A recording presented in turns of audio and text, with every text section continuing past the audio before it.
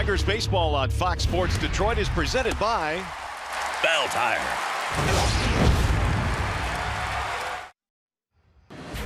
After being swept in Florida, the Tigers begin a 3-game series tonight back in the Midwest with the Minnesota Twins at Target Field.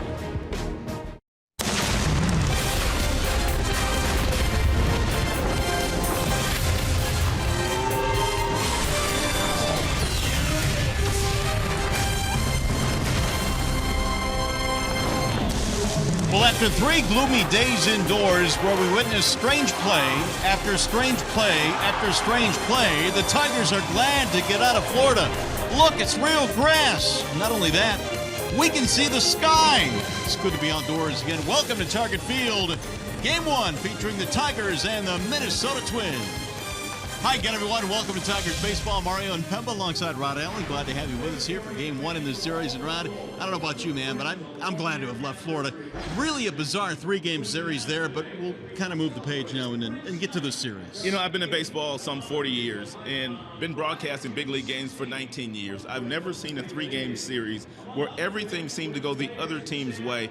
And the Tigers, from a defensive standpoint, they played about as bad as you could play 3 days in a row over there. All right, now they got Justin Verlander on the mound tonight, and JV, of course, got beat up a little bit in that series against Cleveland his last time out. A chance now to get things righted here tonight. You know, nothing wrong with Justin Verlander's stuff in that outing against the Cleveland Indians. They just beat up on Justin. They wore him out to the tune of 9 earned runs. It was his worst start in his major league career. 11 hits, 9 runs, 9 earned runs, 1 base on balls, 4 hits. But Justin has pitched very, very well in this particular ballpark. Look for him to go out there and attack this very young, aggressive Minnesota Twins team with good fastballs, good curveballs, and good breaking balls, and have a good day against an offense in Minnesota that started to struggle. All right, now this Minnesota team, the last time the Tigers saw them, they were flying high. They were playing some pretty good baseball. However, in their last 9 games, things have kind of turned a little bit. They are 2-7 in their last 9. You can see the average is down. The ERA is up. For the Twins now, they're kind of coming back to the middle. Well, here's a young team. I mean, they have some players that are struggling. Brian Dozier, the very talented second baseman, really hasn't gotten it going yet. So once this team gets it going, they do have Miguel Sano, very talented third baseman with a lot of power. They've got to get that bullpen started out. They got 13-man pitching staff. It's not a team that's going to compete for the division, but it's a team that could have something to say about the division, especially playing in this ballpark. All right, Game 1 of the series coming up after a short break. We'll send you back to the Coliseum Studios. Check in with Johnny Kane. Coming up in this one here tonight, well, he missed a couple of games with a bad wrist, but JF back in the lineup. Tigers and Twins coming up next.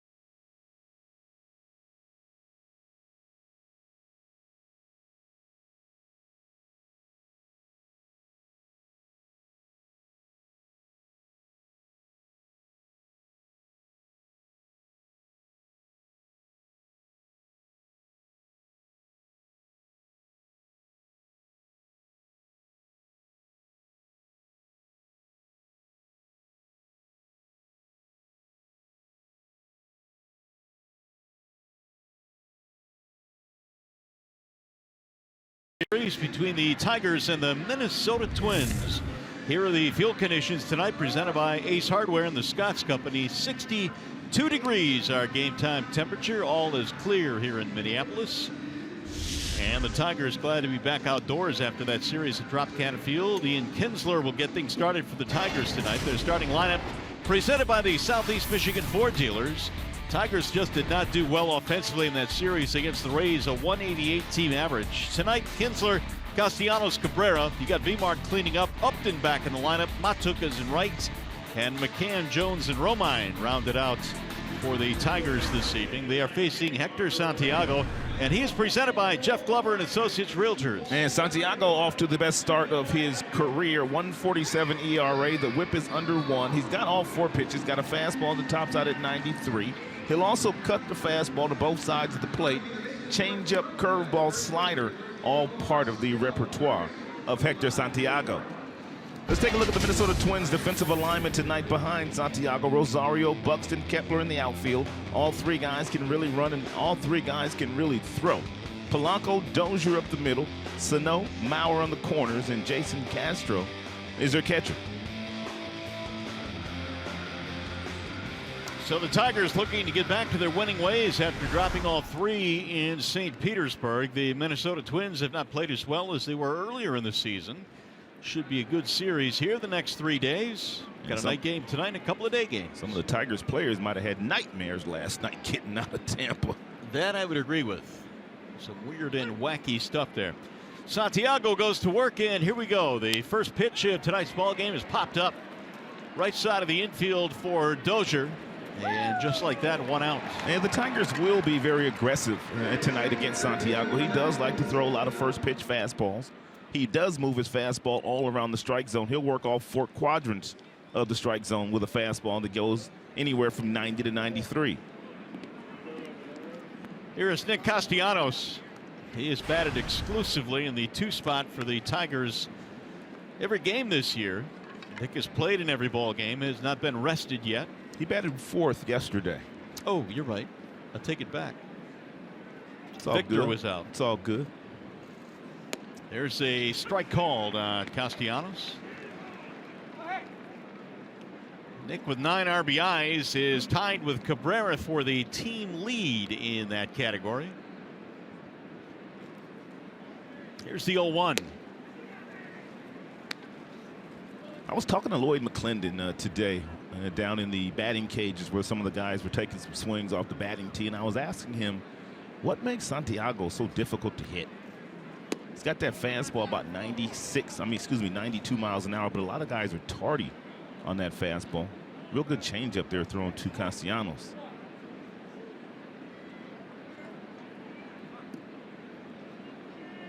Two and 1 the count on Nick. And a ball outside, 3-1. Lloyd talked about the fact that he hides the baseball very well. Take a look at the delivery and take a look where the ball goes. And stop it right there. You can't see the ball right now if you're the hitter. All of a sudden it comes out of those white pants and he's very difficult to pick up. That's how he can sneak 91 on you. Full count now on Castellanos. Well, Santiago pitched well against the Tigers his first time out back on April 11th, allowing 2 runs in 6 1/3 in that game. He's not afraid to pitch inside either. He's one of the left-handers in this league that's not afraid to crowd good right-handed hitters inside. And the Tigers have a lot of good right-handed bats. There they go. And he got it, strike 3. Nick knew it. He'll go back to the bench. First strikeout of the night for Santiago. He'll do quite a bit of this tonight. He's not afraid to throw that 4-seam fastball inside at about 92 miles an hour. You can't give up on it. As a matter of fact, you can't exclusively look away against Santiago. You have to be ready to cover the entire plate. Here is Miguel Cabrera. So far in the road trip, 8 hits for Cabrera. And he'll shoot that one foul down the right field line. Miguel had some great at-bats in the first couple of games of the series. As a matter of fact, he hit the ball hard in yesterday's game too, but didn't have anything to show for it. Cabrera homered in the first meeting between these two back at Comerica. That was against Phil Hughes, though. Line down the left field side. It's going to drop, base hit, cut off there by Rosario, and it'll be a 2-out single for Cabrera. And Miguel was a little tardy on the first pitch fastball that he got from Santiago, and Santiago came back with an off-speed pitch. And these are the ones that Miggy catches out front. When you throw him something off speed, his bat speeds up, he catches it out in front, and that's when he's able to hit the ball to the pull field. But most of Miggy's damage this year has been hit the opposite way. Here is the cleanup hitter, Victor Martinez. This is the guy that the Tigers really need to start to perk up and to perform the way that he is capable of performing, especially batting behind Miggy. Well, there were some slow starts this year. Cabrera has since come on. Upton has since come on.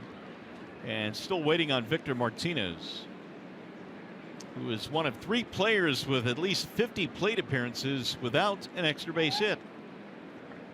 And Brad gave Victor the afternoon off yesterday in Tampa, so he's well rested.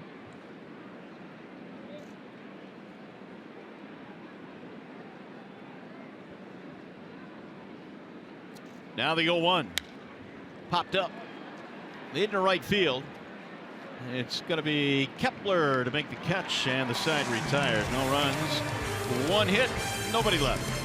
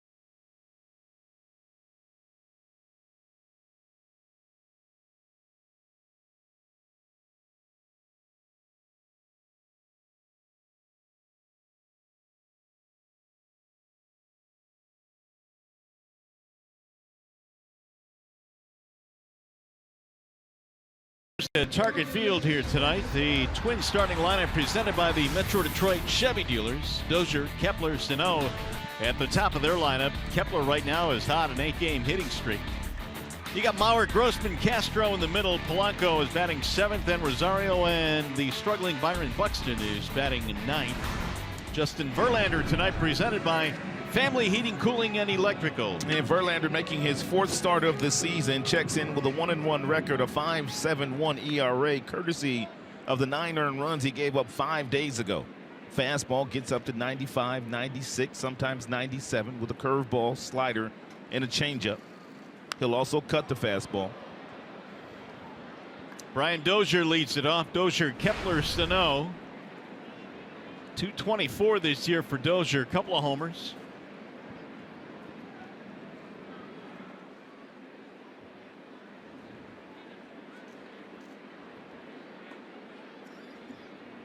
Here is Justin's 0-1.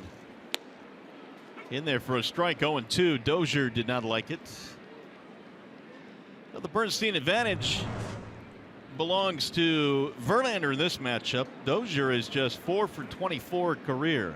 That's why he was upset at that fastball that was just called a strike by Bruce Dreckman, who was the home plate umpire tonight. He feels like Verlander doesn't need any help against him.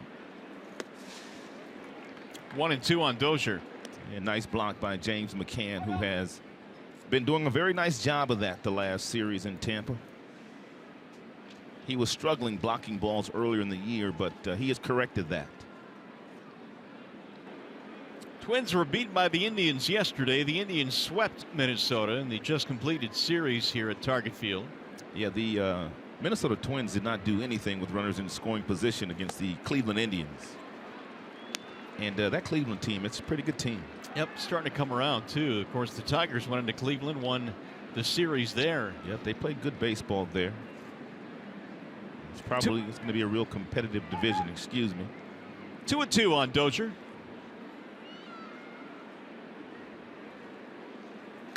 Fouled straight back.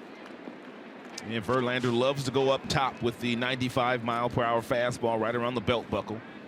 He has gotten a ton of swings and misses on that pitch all of last year and majority of this season. Justin was tagged for 11 hits and 9 runs, all earned in that start against Cleveland. That jumped his ERA to 5.71. That was the worst start of his major league career. Ooh, he just missed there. JV wanted that one. 3-2.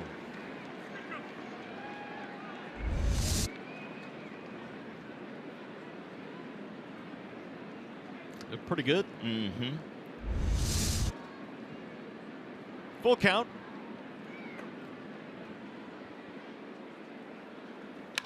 Drilled to center field on a line. Jones on the move, comes over to make the play. Hard hit ball, one gone. Let's take a look at the Tigers defensive alignment tonight behind Justin Verlander. Upped and back in there after a couple of days off down in Florida. And Jacoby Jones in center field. And Mikey Matuk, he is in right field, his first start since the 11th of March. Castellanos, Romine, Kinsler, Cabrera round out the infield, and James McCann is the catcher tonight. Well, with Justin Upton back in the lineup, that has pushed Romine to short tonight with Iglesias on the 7-day concussion list. There's a strike called on Max Kepler. Yeah, I said that Matuk was getting his first start since March 1st, but obviously I meant to say April 11th. Kepler, 8-game hitting streak going. I got into Brad a little bit late. Did he say why he chose Romine over the youngster Machado? Well, he was asked if Romine would get the majority of playing time at short with Iglesias on the concussion list, and he said probably, but he also feels that Machado is going to get his time as well, and he thinks Dixon will play tomorrow night. But never really gave any reason. You know, I think that Romine certainly gives you an option that has performed well this year. Veteran guy, but Dixon, you would think, could get a start or two. Here's the 0-2. Bouncer back up the middle. Right into the teeth of that shift, and Castellanos throws him out. That'll be a 5-3 ground out. If you missed the move earlier today, Joe Jimenez was recalled from Toledo, and Iglesias placed on that concussion list. Iglesias did not look good yesterday. We took a shot of him while he was sitting on the bench, and he just looked like he was in a daze. And when he walked to the team plane, he looked the same way to me, so it didn't surprise me they put him on that 7-day concussion list. We talked to him before the game today. He seemed a little bit better, but you could tell that it was something that he has certainly not gotten over yet. Here is Miguel Sano.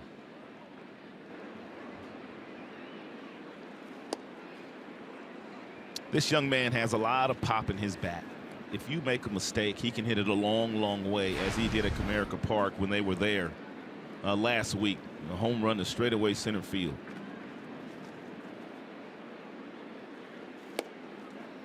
Sano just has that raw power, man. He just muscles the baseball.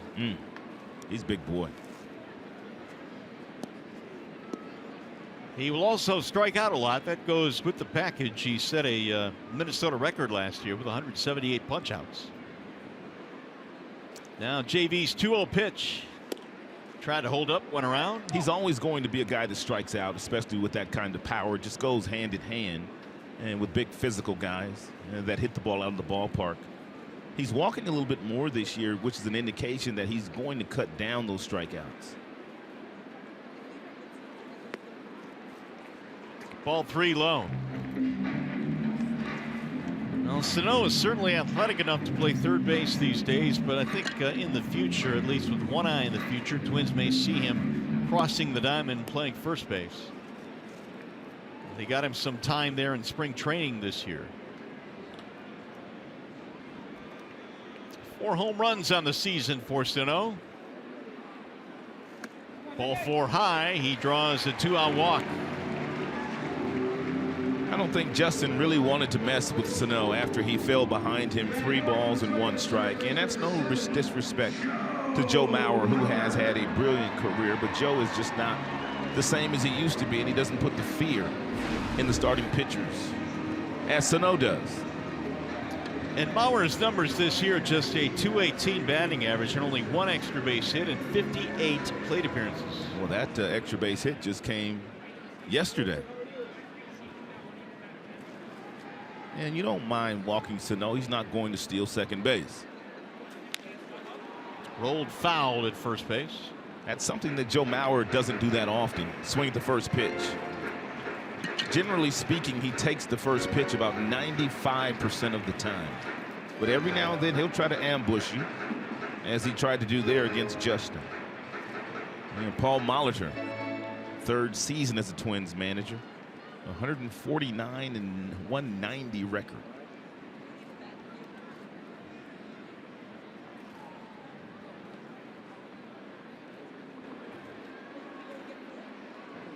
Sano draws a throw that bounced into first base.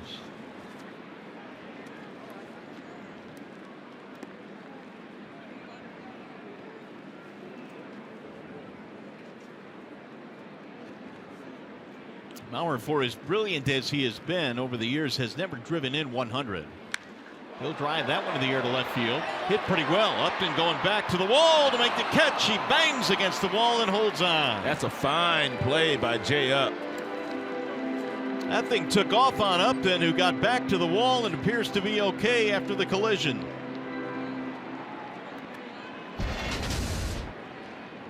Justin Upton back after a sore wrist, meets the wall.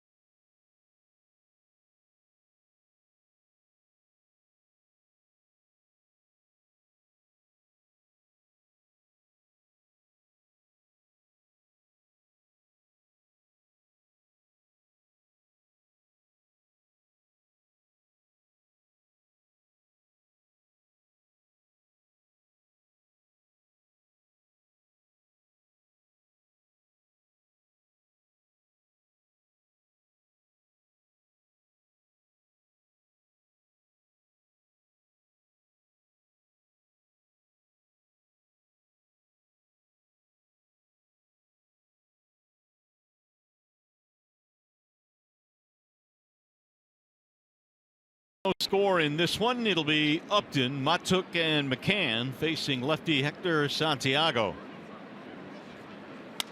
First pitch is skied in the air. Is shallow left. The shortstop Polanco back to the grass. And 1 pitch, 1 out. Let's take one more look at the fine play that Upton made off the bat of Joe Mauer. You're accustomed to Joe Mauer coming in your direction if you're the left fielder, but you're not used to hitting the ball that far in that direction. Nice play by Justin. And the first man to meet him was Justin Verlander. To thank him for that catch. Here is Mikey Matuk. And a strike called. That's what Santiago will do. He will cut the fastball that looks like it's off the plate. All of a sudden, it catches the outside corner. And he's got a pretty good receiver behind the plate in Jason Castro. He's a guy that's been known as a pretty good pitch framer. Santiago has gone first pitch strikeout on all 6 that he's faced. I think that's one of the reasons why the Tigers are somewhat aggressive against Santiago. They know he's going to be around the plate, and he's not afraid to throw you that fastball. Hector's last start gave up 3 in 7 innings of work, only 3 hits though. Pulled on the ground to third. Sano has it to his left. And Matuk is out, 2 gone. He's talking about Jason Castro behind the plate. There's a lot of emphasis being placed on good catchers these days and guys that really frame the baseball, guys that help get pitchers for that pitcher out on the mound. And it tells us that he's in the top 5 in that category. I remember talking to Brad a while back about the emphasis now being placed on pitch framing, and he said, you know, in my day there was an emphasis on it as well when I played. We just didn't have all the numbers and it really wasn't a big deal, but we worked on that as well. Yeah, just didn't talk about it. No. Here's McCann. He snapped an 0 for 17 yesterday. Now James looks at a ball outside.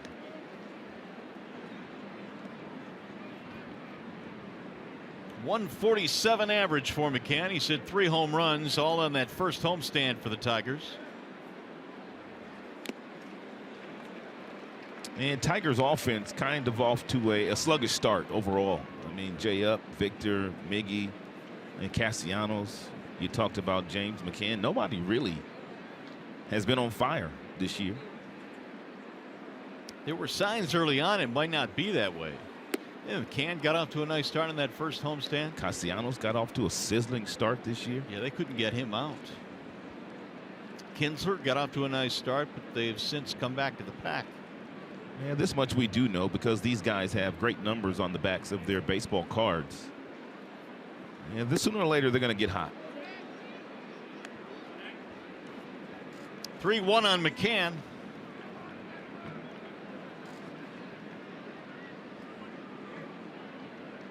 Jacoby Jones waiting on deck for the Tigers. Outside, he lost him, ball 4. First walk of the game for Santiago.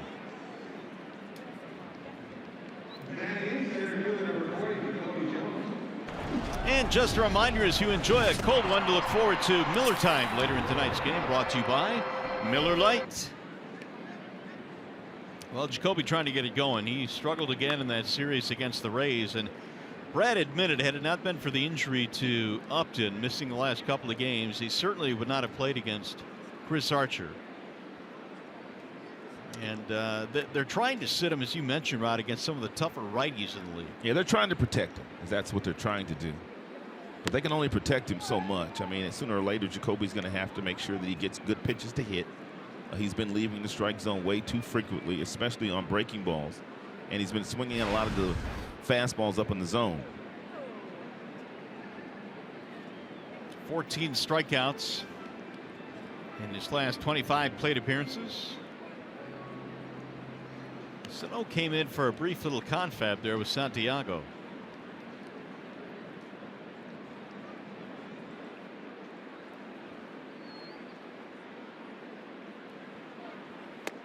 Missed inside, 2-0. But Jones is not alone. He's very young. He's just 24 years old. He's got a bright, bright future. He's only going to get better.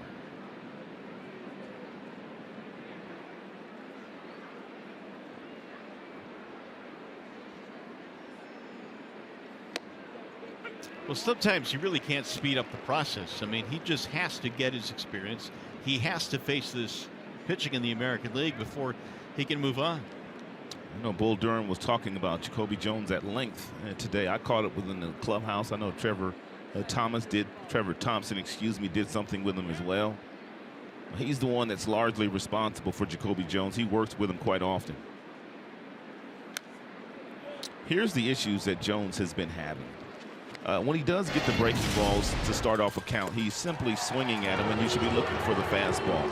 Swinging at a lot of balls out of the strike zone. Then he starts to get the breaking balls that he's looking for those, and he's taking fastballs that are right down the middle and swinging at fastballs that are up in the strike zone. So it's typical for a young guy to do that. You swing at the balls that are out of the strike zone, and then you take the other pitches because you're still looking for that breaking ball.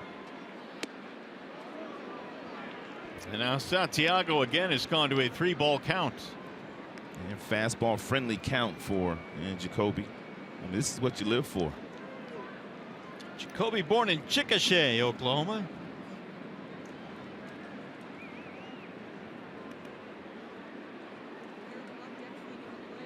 Runner goes on 3-2. Got him looking. Jacoby had a walk, he thought, and then he was punched out by Bruce Dreckman.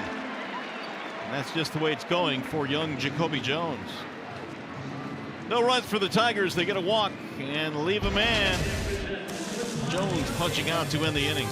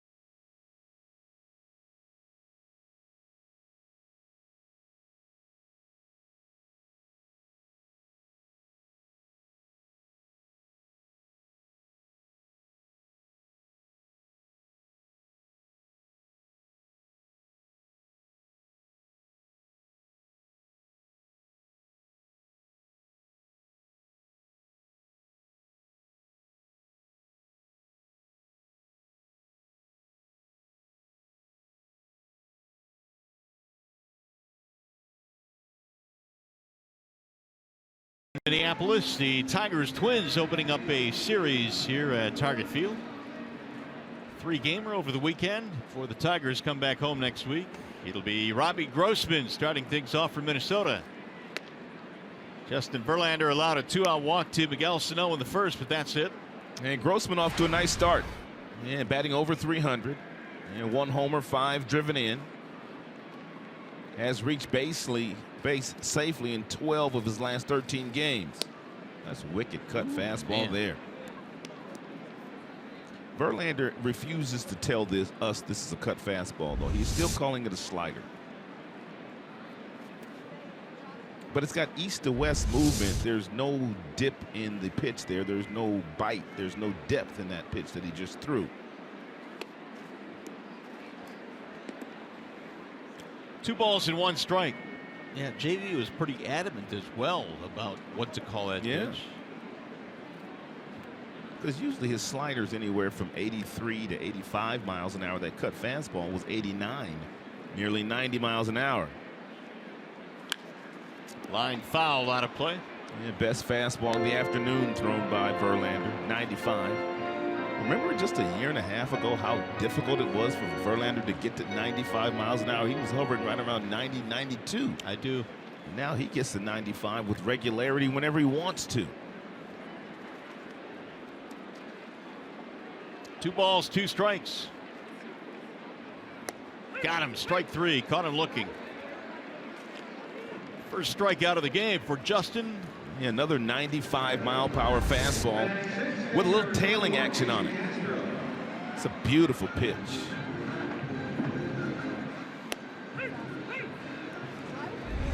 That's That's a nice job of presenting the baseball there by James McCann. We talked about Jason Castro on the Minnesota Twins team being a really nice receiver, a guy that can really frame pitches well. That was a nice job by McCann, framing that baseball thrown by Verlander.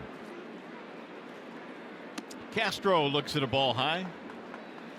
Well, these Twins are a team that Justin has dominated over the years. 17 career wins against Minnesota. ERA a little over 3.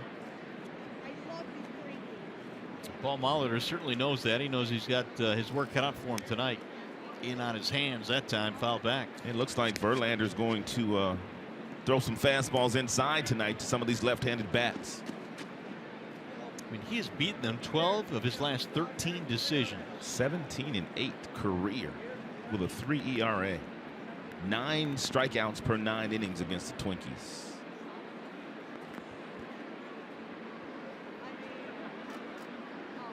Here's the 1-1. It's wicked right there, man. It's absolutely wicked. He's just tying up Castro. 1-2. And it looks like a fastball coming out of his hand. And then that late action on the pitch at 91 miles an hour just chewed him up.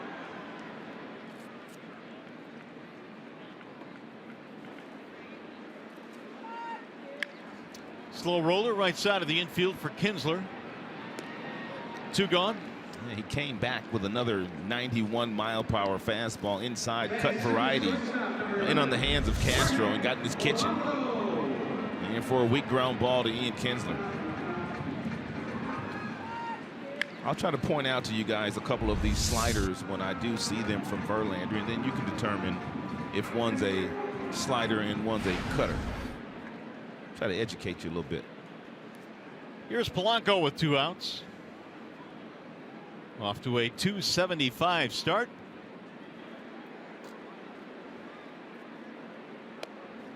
On the outer edge.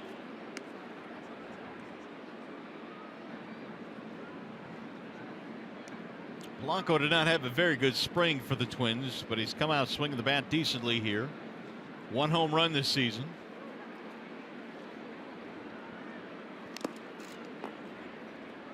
You know, really, I don't think there's much of a difference, Rod, between the stuff Verlander is featuring tonight than the stuff he featured in Cleveland. No, not at all. Fastball was firm. Cleveland beat up on him, though. They really did. Every fastball he threw, they were all over it. They hit his breaking balls. They hit his changeups. They hit everything that he threw.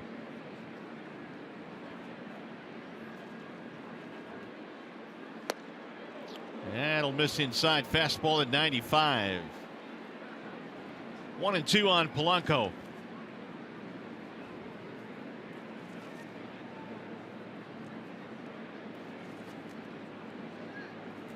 Verlander made 3 starts last year against the Twins, was 2-0.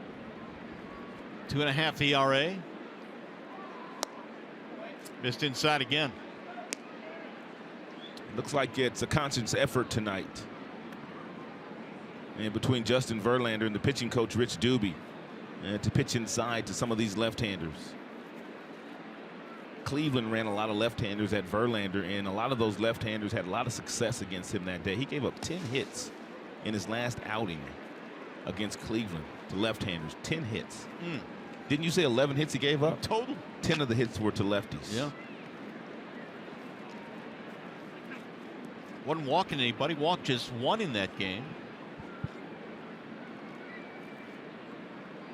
4 innings, 11 hits, 9 runs was the final line. I expect it'll be much different tonight. Rip foul down the first base line.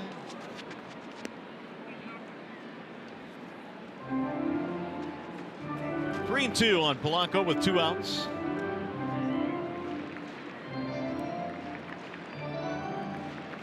Tigers over the years have played really well in this ballpark. They have now won 11 straight in this park. Yeah, they walk around here like it's a home game most of the time. And it pretty much has been. Popped up foul.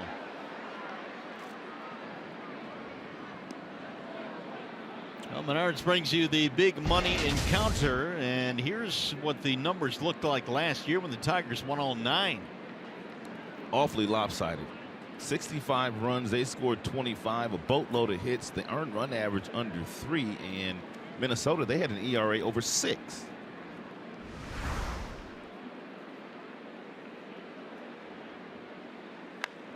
Another ball pulled foul to right field. Nothing unusual when Justin Verlander is on the mound. There's usually lots of foul balls.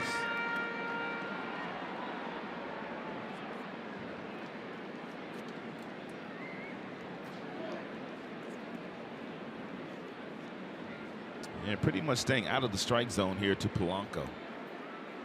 Way in, way up, way down, way off the plate. And that is literally working all 4 quadrants of the strike zone. And Polanco draws a walk. It'll be the second base on balls in this game allowed by Verlander. Let's take a look at some video of the last start for Verlander. He thought he was tipping his pitches, and I think Brad and Rich Doobie did as well, and I did too. And here's why. This ball right here, first inning, changeup off the plate. Lindor somehow stays on this pitch after a mixture of fastballs. Santana jumped on a first pitch breaking ball, hit it a ton. That fastball that young man hit there was 97 miles an hour Ramirez. And then Chisenhall, that ball was above the belt buckle at 94. He turned on it and hit it right down the right field line. Those were just some swings that came to mind for me when I was trying to decide whether I thought Justin Verlander may have been tipping his pitches or the Cleveland Indians have something on him. Well, here you go this season against lefties. In the Chicago start, the Boston start, not really good. And then the Cleveland lefties, look at that. 3 homers, 10 for 16. And if you think about Verlander in the last calendar year, the only starts that he's given up 5 runs or more against, the only team, has been the Cleveland Indians. So let me ask you this. If indeed he was tipping his pitches, what are some of the ways that a pitcher could do it without really realizing it? Well, I mean, you could be moving your glove. You could be fanning your glove on breaking pitches. Runner goes. Here's the throw down to second. It's going to roll into center field. Polanco is up. He'll go to third and stop there. It'll be a stolen base and a throwing error.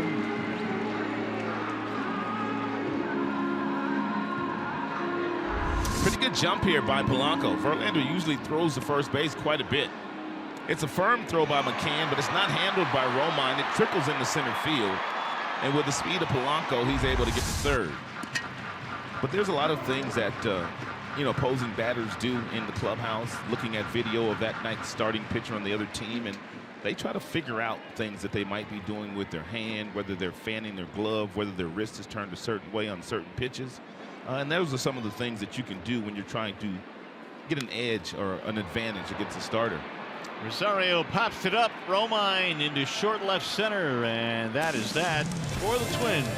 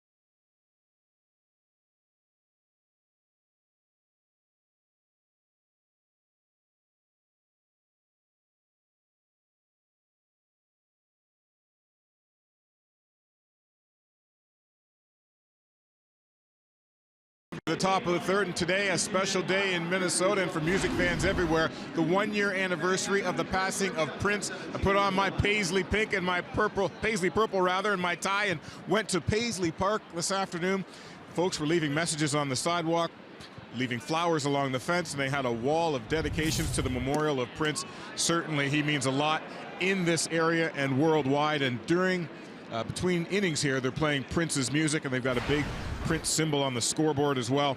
The tribute to Prince going out on his 1-year anniversary of his death, Mario. Yeah, really cool, Trevin. You were telling me before the game that that Paisley Park area is huge. Enormous. I was surprised how big it was. If I didn't know what it was, I'd have thought it was a factory or something. That place is absolutely enormous. Well, lots of folks there paying their tributes and their respects today as well. He deserved it. I mean, this guy was some kind of talented. I mean, he was a super entertainer. Super entertainer. And guys, get this. Up to $1,000 for VIP tickets to cruise through Paisley Park and check it out. Oh, that's lots of folks paying it. That's pocket change for you, Trev. That's Ron Allen money. I got to take the lesser ticket. They got $500 tickets as well. You got the 1,000. I'll take the 5. You have a favorite Prince song?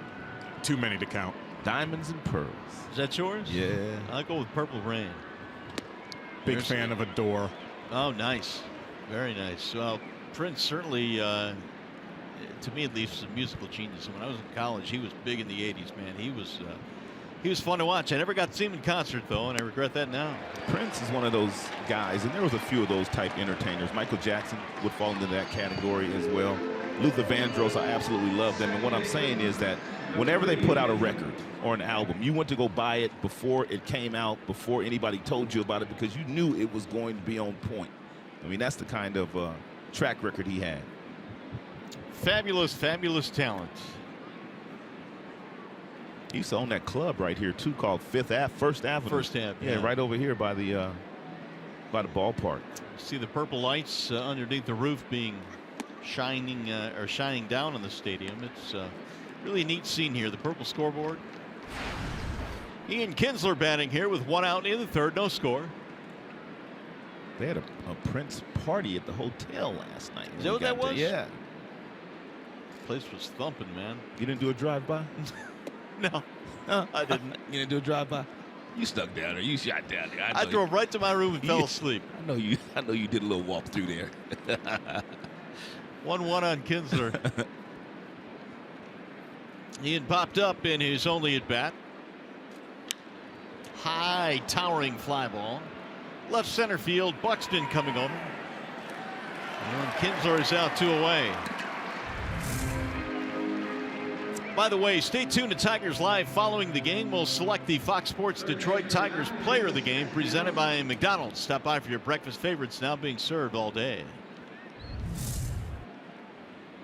Target Field in Minneapolis, the site. It's a beautiful venue. They really did this place the right way, and we've talked about it over the years, but there really wasn't a whole lot of room to build this ballpark here, so that's why some of the stands here are quite steep, but still a fabulous venue. Nick Castellanos with 2 outs. Ball 1 to Nick. Tigers, for the most part here tonight, just have not been able to square up Hector Santiago. You know, he's doing a nice job of changing speeds. Fastball anywhere from 90 to 92. He's pitching inside. There's a base hit to center field. A bullet to center field. And then once the Tigers start to zero in on the fastball, he's thrown some changeups. That was a changeup right there that Nicholas drove right back up the middle, but that changeup he left up in the strike zone. The other changeups that he got Miggy out in front of and Kinsler out in front of, those were down at the bottom of the strike zone. Speaking of Miggy. Miggy with a base hit his first time up. 241 batting average now. And a couple of career home runs against Santiago.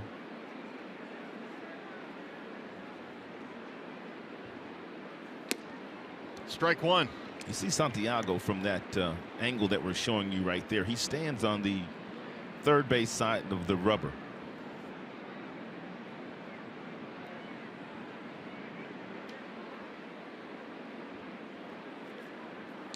Where he stands, that allows him to get that fastball inside.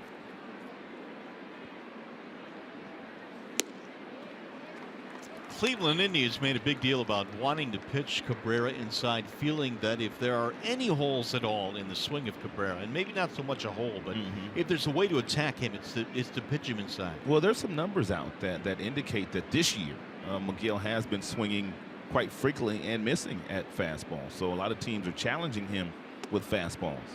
There's a cut fastball right there inside by Santiago. And they're also elevating a lot of fastballs against Miggy.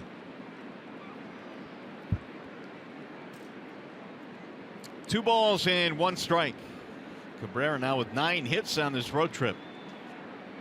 He's been really the only one that's contributed. I know Alex Avila had a really nice series in Cleveland, but by and large the bats have been cold through Tampa.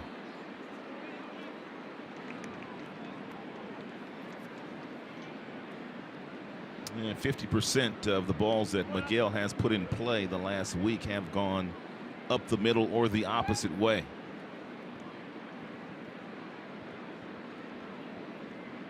His first base hit tonight was to the pull field. It was to left field. Full count now, 3-2. This is what Santiago's not afraid to do. He's not afraid to come inside. 3-1 count, coming inside with a fastball to a dangerous hitter, and he's able to get it in there. I told you I was talking to Lloyd McClendon. He says this guy not afraid to come inside, but he's also difficult to pick up. A lot of guys just don't see the baseball that well against Santiago. He's got nice deception.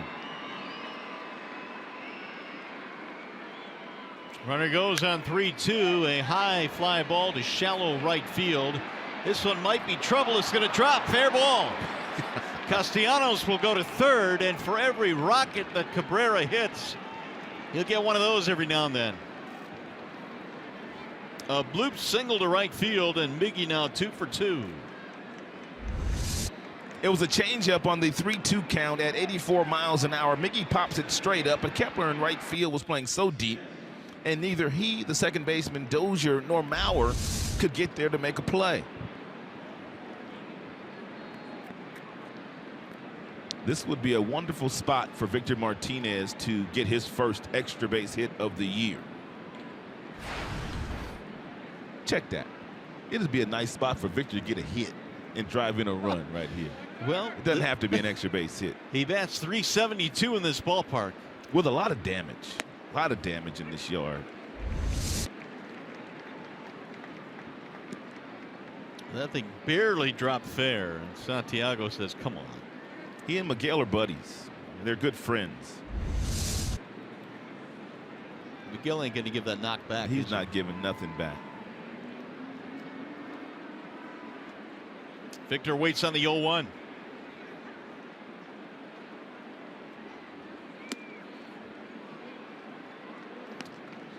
Victor has done major damage in this particular ballpark. Oh. Look at last season. 618 for 30 with 9 extra base hits and 10 stakes. So you know he comes in with a lot of confidence anyway. And they're playing him to pull in the infield and playing him away in the outfield. Buxton playing real shallow in center field.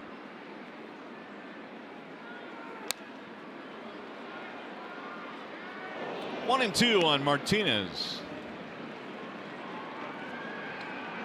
Victor's first time up today, he popped up to right field on a changeup that was tailing away from him. You see how shallow Buxton in center field is playing, but he's got world-class speed, so he can go back and cover a lot of ground.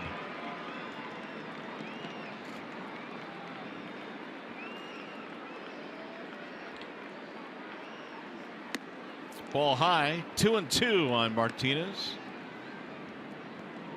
Let's see if he tries to go back inside with a nice cut fastball here to Victor Martinez on the 2-2 count. Santiago was acquired from the Angels last year for Ricky Nolasco. First really good scoring threat for the Tigers in this game. First and third, 2 outs. And the 2-2.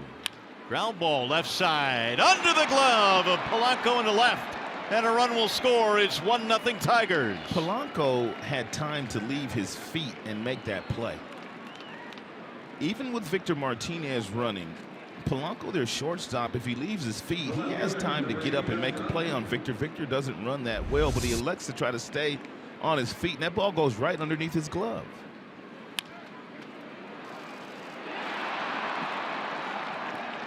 Well, the Tigers will take it with 2 outs. They get consecutive singles from Castellanos, Cabrera, and Martinez.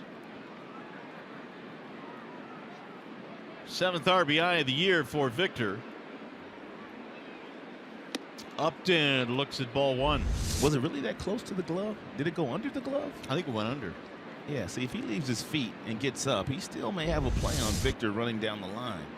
I'm sure Paul Molitor will say something to the young man when he gets into the dugout. 2-out knocks are golden, too. Especially when you select that guy and he picked the stick, which is what you did tonight. I did that. I did.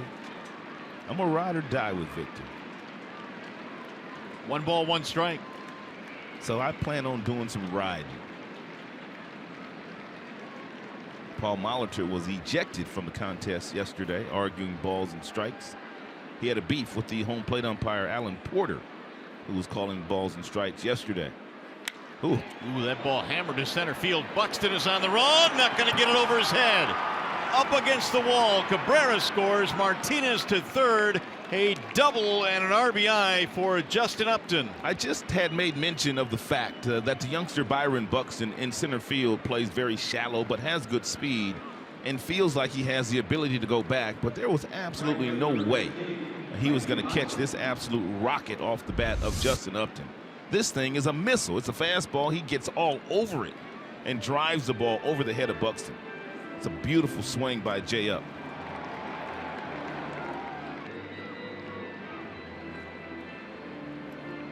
So Upton rejoins the lineup after missing 2 days with a sore wrist, and he contributes an RBI double. 7th RBI of the year for Upton. The hit speed had to be about 110 on that ball that he hit over the head of Buxton, which short hopped the wall. Listen to it. There's that swing you were talking about too before the game too, Mario, like he's a tennis serve. Doesn't really finish it off. It's a swing that constantly produces 400-foot home runs. You were off by 1 mile an hour. 4 straight hits for the Tigers. All with 2 outs. Here's Mikey Matuk. Strike 1 on Matuk. And just as we were saying the Tigers aren't scoring any balls up, well, they are now. They're squaring a couple up. I guess that's reverse psychology. Matuk is 0 for 1 with a ground ball. 1 ball, 1 strike.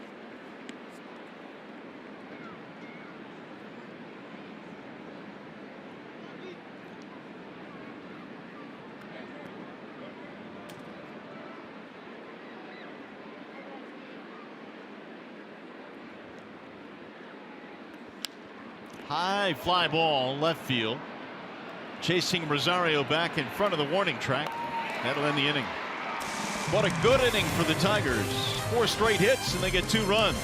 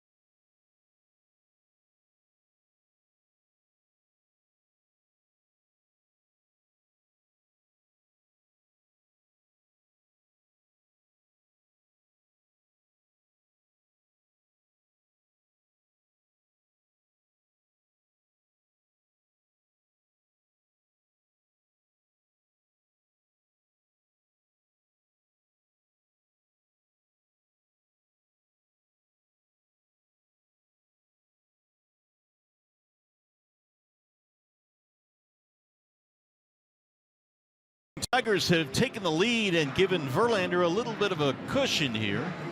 Justin has allowed 2 walks so far. That is it.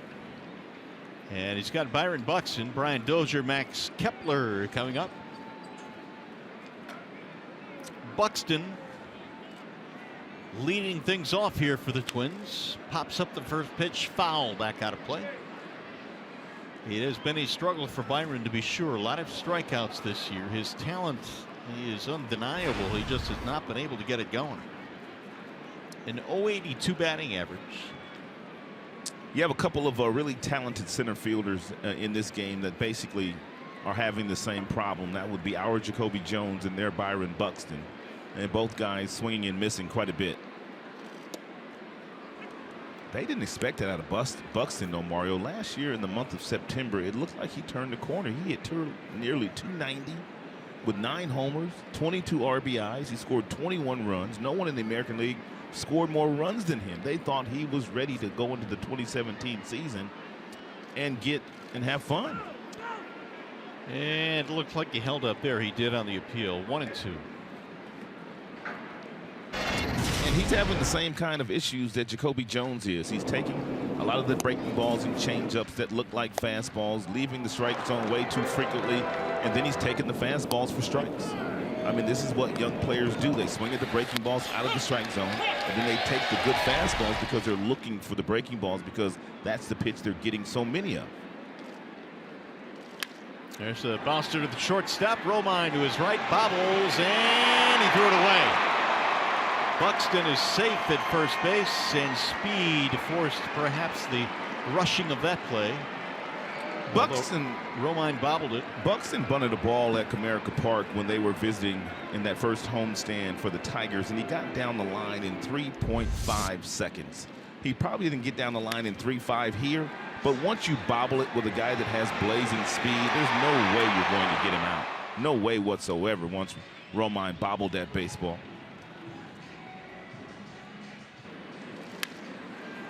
This man can fly.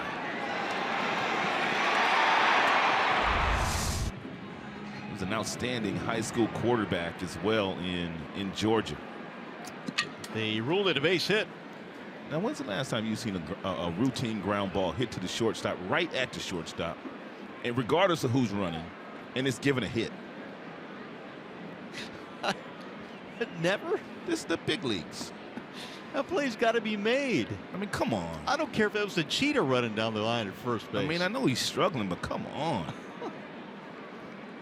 A leadoff single for Buxton. Buxton got down the line in 3.8 seconds, for those of you that are interested in that. An average time for a right-handed batter in the big leagues going down to first base is 4.2 seconds. That's the average time. So he's well above the average. Dozier lined to center field in his only at bat. McCann scoops another. 2-0. And no one throws over to first base more than Justin Verlander, so he will keep his double play in order here. It's going to be difficult for Buxton to get a good jump to steal second. I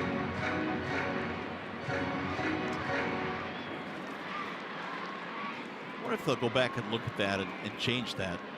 And I wonder if it, because it's Buxton and he really struggled so much, he wanted to cut him a break. That's the first thing that came to my mind. Man, that's a ground ball right to the shortstop. Meanwhile, it's 3-0 on Dozier. And be careful here. I'm sure Dozier has the green light. He's got a lot of power in his bat. Over 40 homers last year for their second baseman. Hit more homers than any second baseman in baseball. So you want to be careful.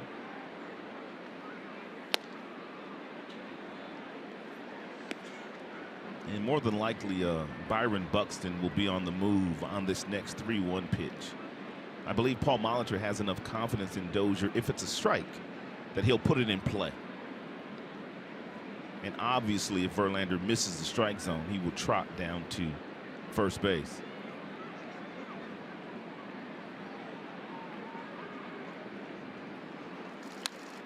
Fouled away. Buxton was not on the move on that pitch. Now 3-2. Kepler will be next on until that base hit by Buxton. A couple of walks for Verlander, but no damage. Tigers have gotten him a couple of runs. They lead 2-0.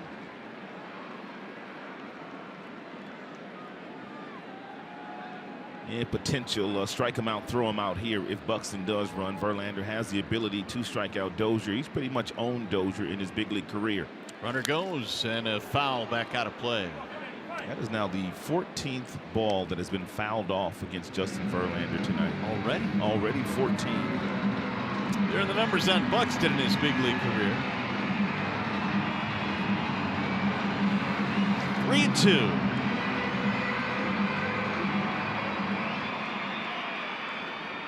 Brian Dozier this year, the 5th straight season, he was the starting second baseman for the Minnesota Twins. Big year last year, as we mentioned. Runner goes again. Bouncing ball left side. Castellanos can't get it into left field. Buxton stopped at second base. He'll stay there. And back-to-back hits now for the Twins.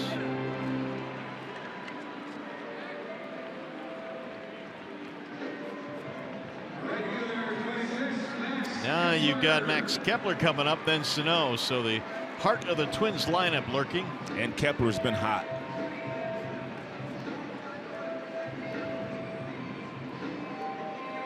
Kepler, an interesting player, did not have a high batting average last year, but he hit good power in his rookie season.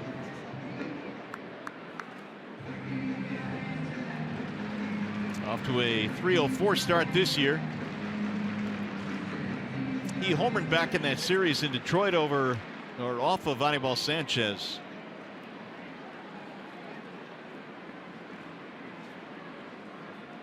The only home run that he has had so far. He's got the tying runs on here with nobody out.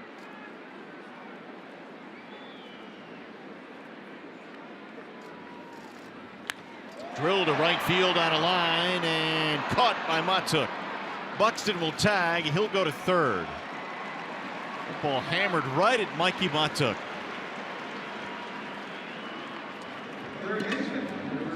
I want to go back to one play here on the Buxton stolen base, or the attempted steal, where he was running while Dozier was up there on the 3-2 count. Take a look at Buxton here. He doesn't look in to see where the ball is, and Ian Kinsler causes him to slide, and therefore he couldn't get to third base. Had he stayed up or took one peek in to see where that ball was hit, he doesn't slide at second base. He's standing on third base, and that would have been an RBI right there for the young man there who hit that ball, Kepler. So here's Sano now with runners at first and third. Strike one on Sano. Walked in his first at bat. If you're Verlander, what you're looking for is a ground ball.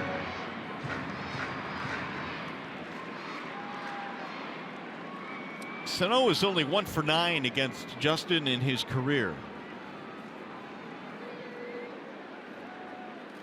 Way high. 1-1.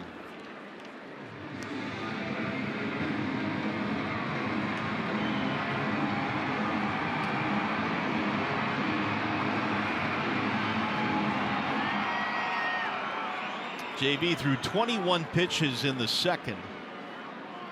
He's up to 52 for the game now.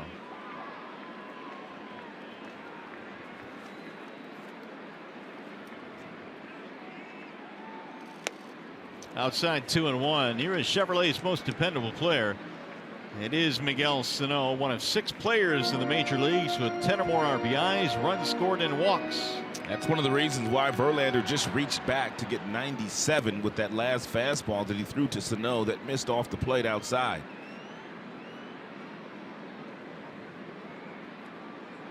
Dozier will steal a base. He's already stolen 5 this year. Swing and a miss. That ball was by Sano when he started his swing. 97 up top.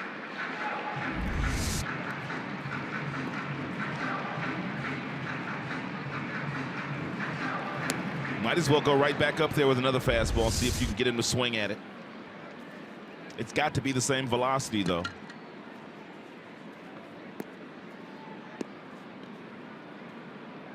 shades of vintage Verlander when he was throwing upper 90s. He'd get guys on base, and boy, he would just reach back. Wouldn't he? They wouldn't score.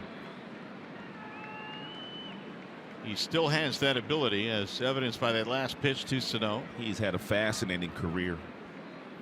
I mean, all the years that he struck out 200 innings per season, he's been an absolute workhorse in the big leagues. And he has stayed relatively healthy, too.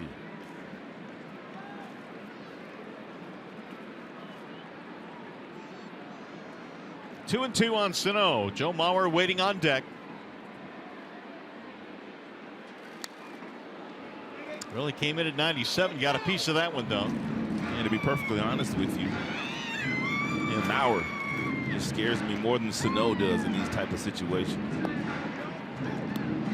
I would agree. Sano's still young, still swings and misses quite often. Mauer doesn't strike out.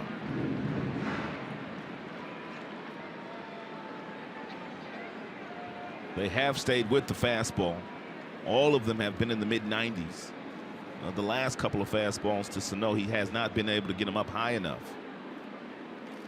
Ooh. Got him, strike three. That's beautiful. 98. Oh. 98. Look out, JV. Two gone. He threw Sano 3 fastballs at 97. Then he finished them off with 98. There's absolutely nothing you could do with that pitch. Two down. Second strikeout for Verlander. Here is Joe Mauer. Verlander just overpowered Sano. Every single pitch was 96 miles an hour and above. Buxton and Dozier let it off with singles. And Mauer swung at the first pitch his first time up today, which he very rarely does.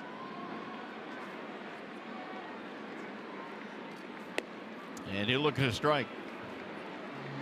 The ball jumped off the bat of Mauer in his first at bat and drove Upton to the wall, who made a nice play on it. He sure did. It just seemed to take off.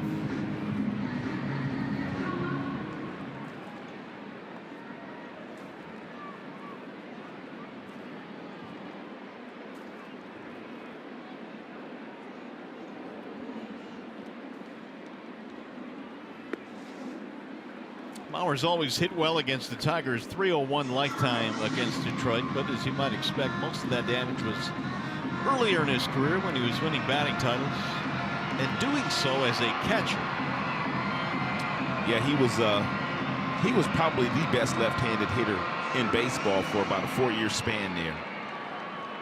And he was hitting .333 against Verlander when Verlander was one of the best pitchers in the game, and still is one of the best in the game. But I mean, when Verlander was winning Cy Youngs. Sprayed foul out of play. A couple of cut fastballs, the pitch of choice to Mauer after absolutely blowing Sano away with upper 90s fastballs.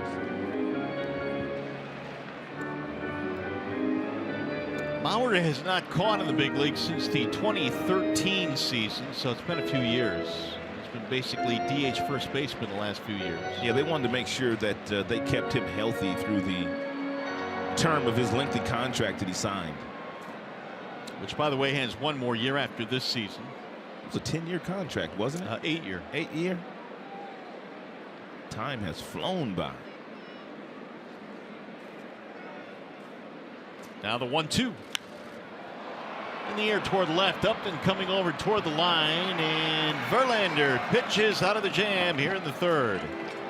No runs, 2 hits, 2 left.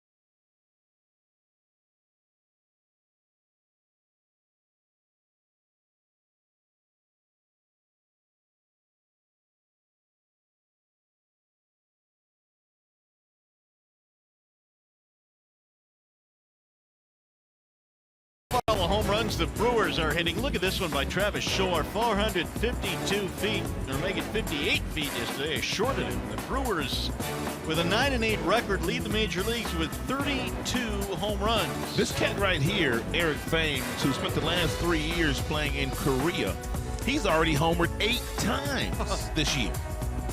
And none of them cheap. They used to be called Harvey Wallbangers? Harvey's Wallbangers. Back in the day when Mulder was playing for him. That was back in the 80s, yeah. Yeah. Tigers lead 2-0 here as we go now to the top of the fourth. It'll be James McCann to lead things off. And back in those days, they had, what, Cecil Cooper, Benji Ogilvy, Gorman Thomas, Paul Molitor, Robin Yount. Good teams. Gantner was a little infielder. It's amazing how I remember those teams like that back in the day. Yep, absolutely. Ben Ogilvy used to be a Tiger as well. 1 ball and 1 strike on James McCann.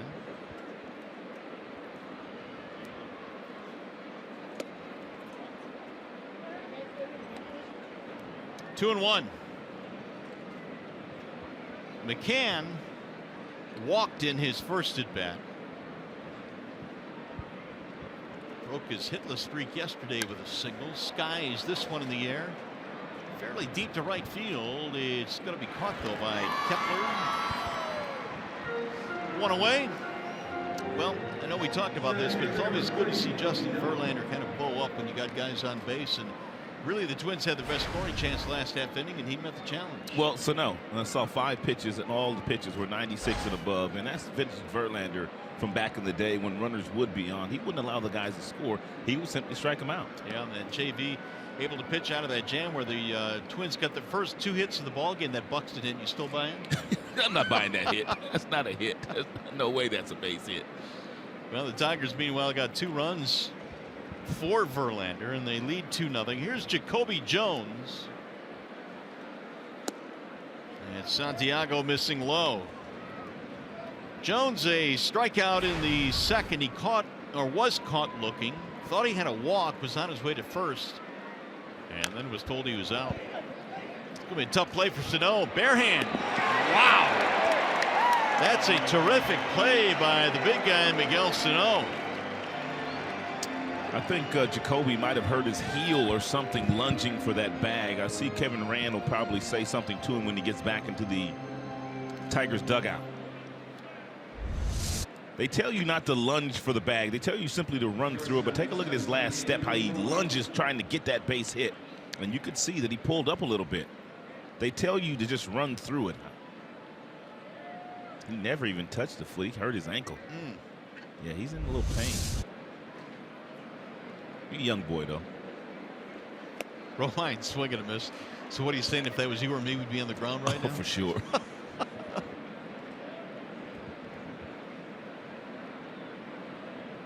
Romine 1 for 17 on the road trip after a red hot start. Swing and a miss. 0-2. I know they tell you not to lunge for first base, but boy, that human nature, man, it just makes you do it. Especially when you're sniffing that hit. Especially when hits have been hard to come by. Yeah. Oh, tough swing there by Romine. He is out on strikes. Santiago has a snappy 4th inning. Verlander back to the hill, leading 2-0.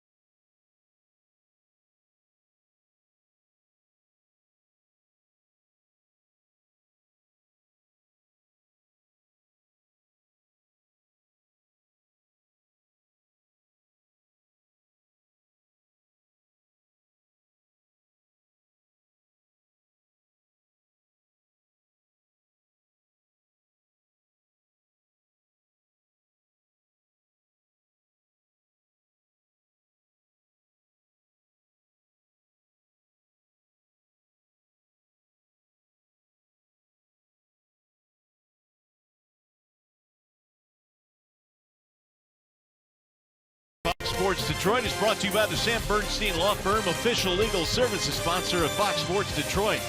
Bell Tire, for tires and auto service, everybody needs a Bell Tire guy. And by Chevrolet, the most awarded car company 3 years in a row. Justin Verlander goes back to work here in Minneapolis in a 2-0 ball game. It'll be Robbie Grossman to lead things off. And Justin already with 61 pitches in this contest. He needs about a 12-pitch inning. Get that pitch count back in shape. He threw 21 in the second and 22 in the third. You want to try to stay right around 15, 16 every inning.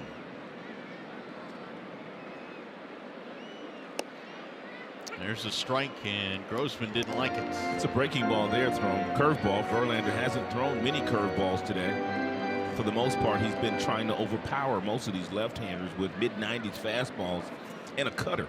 At about 90 miles an hour, he's been running in on the hands of several of the left-hand bats. Way outside. He overthrew that curveball. By the way, did you know that tonight's game is the 500th managed by Brad Austin? Is it really? Yep. 500 already? Bit of an anniversary. That's exactly what Brad said. And then he went on to say, "Can you believe I'm still here?" He does have a sense of humor. He does that. Mario, he also said he wished it was 500 wins, not just 500 games managed. And what about the note he also gave us that he's on the cover of the baseball rules book for the 3rd time? He knows his personal stats. How about that? He didn't want to hear about the 500th game he was managing. He's a 3-time rules book cover boy. There's a ball high, and Grossman will get a walk to lead things off here in the 4th. And Mario, how about all the back and forth trying to figure out whether this was actually game number 500 for him? They had to get the numbers right. Everybody looking through their baseball reference guide to find out the accurate count because they didn't know whether that one game he was suspended for counted in his total or not. Yeah, Trev, we spent about, 10 minutes of his media session today trying to figure out if this was his 500th game. And this was after Brad said, "Who cares, man? It's no big deal." And then we spent 10 minutes trying to figure it out. Yeah, he cares. He cares. A room full of guys not really strong in the math department. No, that's for sure. It took about 5 or 6 of us to figure it out. There's a ball low now to Jason Castro. 3rd walk issued, by the way, by Verlander. And he has surrendered 2 hits.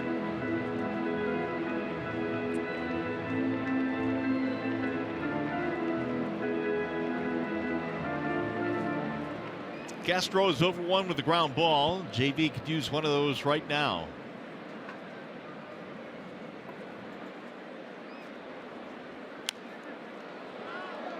One ball, 1 strike. And the former Houston Astros catcher. Castro had a pretty good career in Houston. He was more known as a defensive catcher, as we've talked about, but had a couple of years where he hit some home runs. Career high 18, was an all-star in the 2013 campaign.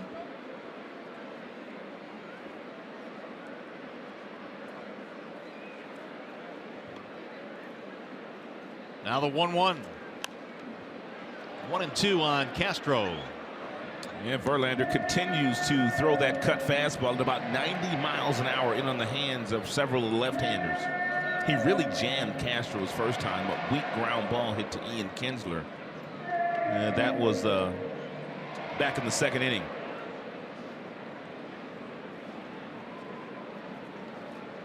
Tigers got a pair to take the lead on RBI hits by Martinez, Victor that is, and then Justin Upton. Low and away. 2-2 on Castro.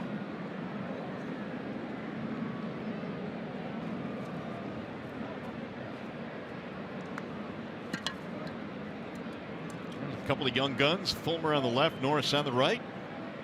And Fulmer will get the ball on Sunday, right? Yes. thought Norris deserved a better fate in Tampa, didn't you? Man, he threw some outstanding breaking balls yesterday. Defense didn't help him out. On one play, he didn't help himself out. But a couple of talented guys there, man, with 4 above-average pitches. First time Norris had given up 4 earned runs in his last 21 starts. So he had gone 21 starts without giving up more than 3 runs until yesterday. That's pretty impressive. Really impressive. Actually, a couple of streaks came to an end. Yeah, he lost on the road. There's your ground ball up the middle. Romine on to Kinsler in a double play. 6-4-3. It doesn't matter who the Tigers have playing second base or shortstop. They're going to turn their fair share of double plays. Nice feed by Romine to Kinsler. Kinsler putting the hand in the glove and gets the ball to Miggy. The data was picture perfect there because Romine was played exactly where that ball was hit. And it was an easy double play. Romine could have taken it himself if he would have chosen to do so.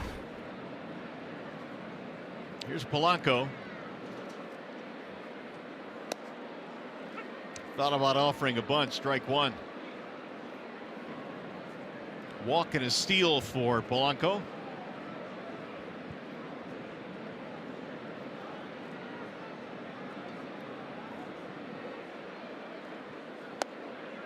That one darts low.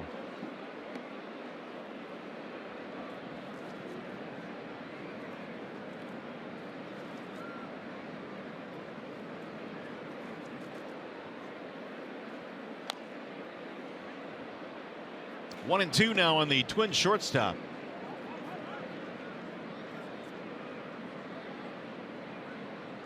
Tigers, since this ballpark has opened up, are a +14 in the win column against the Minnesota Twins in their home yard. And we mentioned they've got an 11-game winning streak going in this ballpark, dating back a couple of years. Swing and a miss. Down he goes, and that's all for the Twins here in the 4th. No runs, a walk, nobody left. Coming up for the Tigers, it'll be the top of the order. Kinsler, Castellanos, and Cabrera coming up.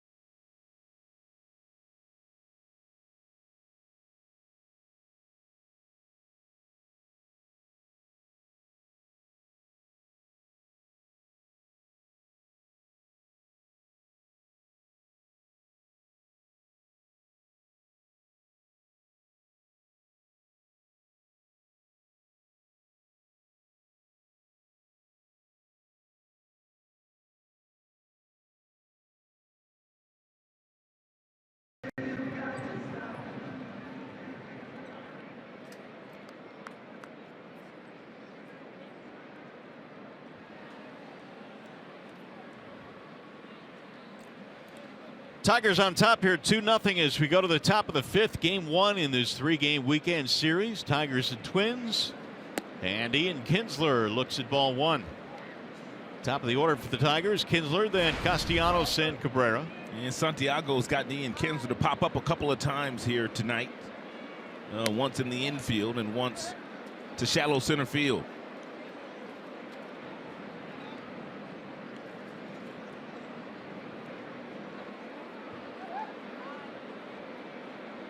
Here's the 2-0. Ian not necessarily tearing the cover off the baseball. His batting average is just 208, but his on-base percentage is nearly 400. And because he's already walked 13 times this year, so not having a difficult time of getting on base and scoring runs. No, he's been on base in 13 of the 14 for the Tigers. Oh, he popped up for the third time today. Shortstop is there. Polanco. One gone. Do you see who's in the home broadcast booth, Rob? Who would that be? Our good friend Torrey Hunter, who's making his television debut tonight for the Twins. The T. He'll be good at it. He looks perfect, doesn't he? Yeah, he'll be good at it. There's no doubt. I gave him just a little bit of advice for the game. I told him to make sure that you be yourself and not to talk over pitches. Well, when that pitcher lets the ball go, you just shut up. I don't care what you're saying. Just be quiet. Being himself is going to be no problem.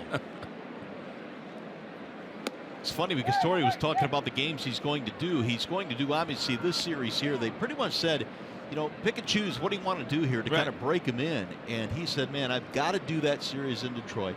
I love the city of Detroit. And he was being honest. He's coming back to Detroit, too, huh? He's coming back. He just loves it. Oh, good for him. So the fans treated me so well there. High fly ball toward right field. Kepler coming toward the line. Has room. Torrey Hunter had a brilliant career. I was talking to Torrey today about young Jacoby Jones and also his young center fielder Byron Buxton, because when he came to the big leagues, he really struggled as a young player. And Tom Kelly, who was his manager at the time, really had to bring him along slowly and protect him against a lot of right-handed batters too, he told me. Well, Torrey had a marvelous career, both with the glove and, of course, with the bat. Great teammate. I've never heard one person say one bad word about Torrey Hunter. No one in the game. No one in the game. And that's very rare in this game when you've played the game for 20 years as he did. Here's the other thing about Torrey. Whenever the Tigers lost and there was a bad game, all the media would go straight to him because they knew he was a stand-up guy and he would answer the questions. No doubt. He never backed down. Ball high and away. Miguel Cabrera, the batter here. He's got a couple of hits tonight, plus a run scored.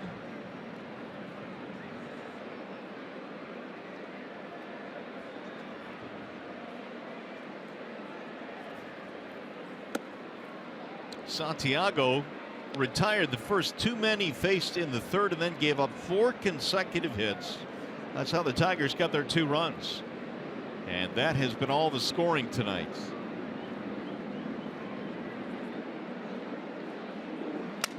Soft roller back up the middle, and it's going to be knocked out by Dozier. No play.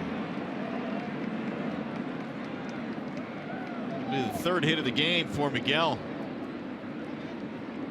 Hey, the Tigers take on the White Sox Saturday, April 29th at 1:10 p.m. The first 10,000 fans receive a 2017-18 team calendar. For tickets, visit Tigers.com or call 866-66-TIGER. Mickey must be living right. He's got 3 hits tonight. He hasn't hit one ball hard yet. That's a beautiful thing. 3 for 3 for Miguel. Now here is Martinez, who bounced one into left field for an RBI base hit his last time up. Victor now with 7 driven in this year.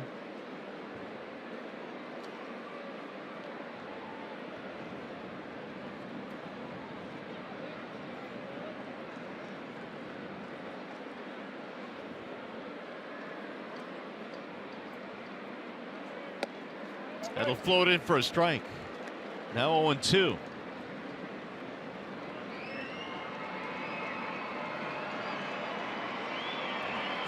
We got 75 now on Santiago. He had just a 9-pitch fourth.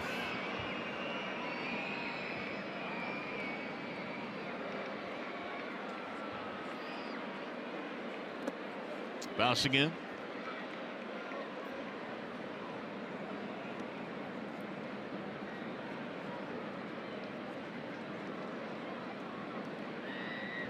Santiago's lone all-star season was with the Angels in 2015, a couple of years ago.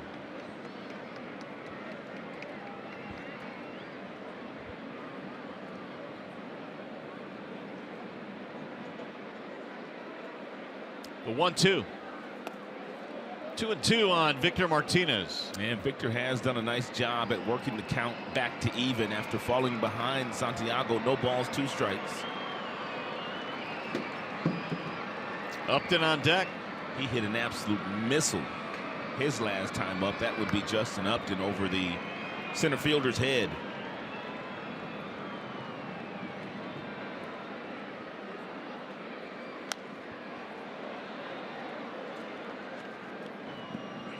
And here's where Santiago, against some of the right-handers today on a 2-2 count, has simply gone inside with that real good fastball that he throws across his body at about 92, 93 miles an hour. Victor has to make sure he stays ready for that fastball and makes the adjustments he needs to make to anything soft.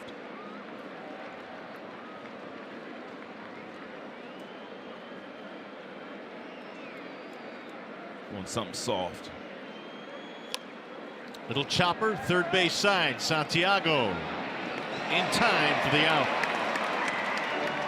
No runs, 1 hit, 1 man left. Torrey Hunter making his TV debut tonight for the Twins. What's up, Torrey?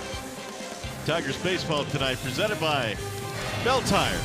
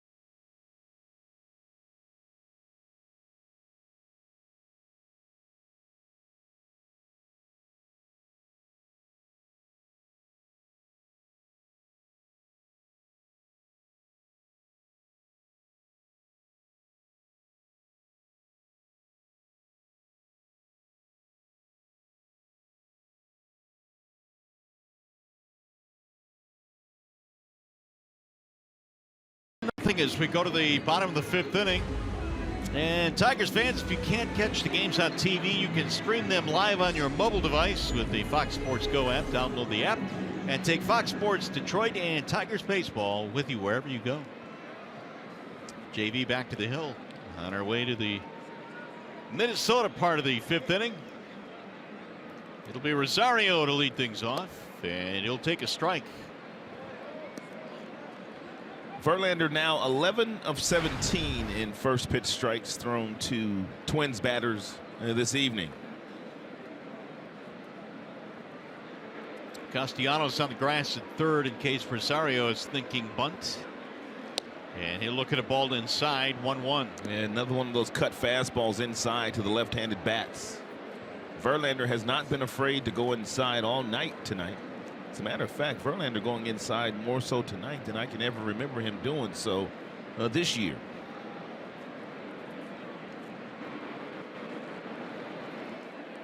Ooh, that's a good breaking ball right there.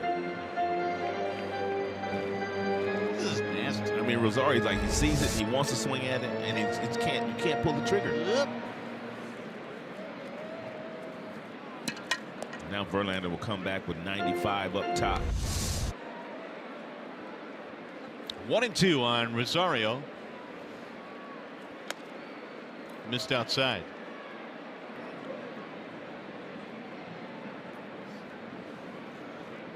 A high of 98 in this game for JV. That was when the Twins were threatening. In the third, they had 2 men on. And they had nobody out. They had singles by Buxton and Dozier, but he got a line out, a strikeout, and a flyout.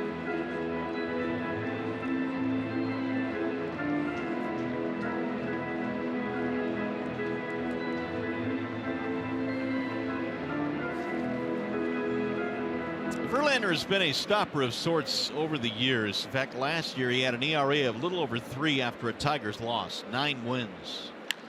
High, towering fly ball to left.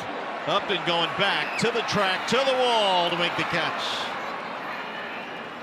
1 out. Here is the 1-800-CALL-SAM call of the game. Here are some examples of Verlander really challenging a lot of the Minnesota Twins inside with good cut fastballs and good four-seam fastballs. And one of the reasons why maybe those 10 hits that he gave up in Cleveland 5 days ago, but he's really been tying up all these left-handed bats, and he gets him looking inside. He'll pull the string with a breaking ball or a changeup. He's pitched a really good game so far.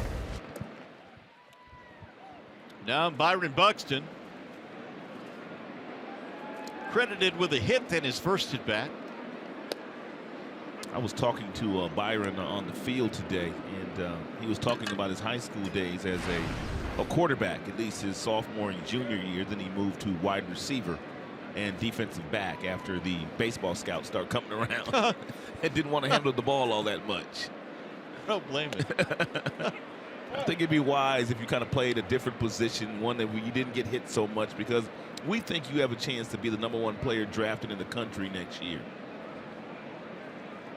Well, Buxton ended up being number 2 behind Correa of the Astros.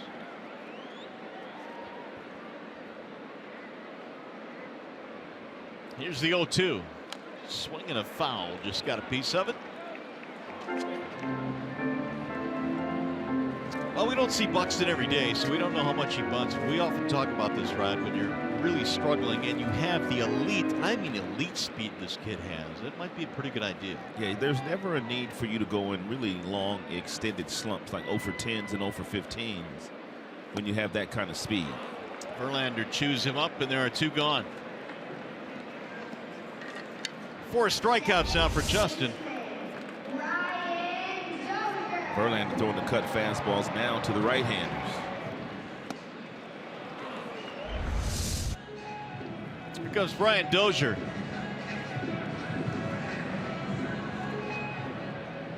Single and a line out for Dozier.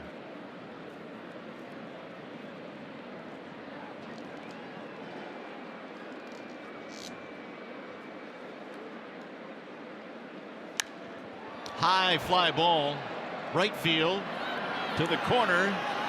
Matuk, and it's going to be a 1-2-3 inning here in the 5th for JV.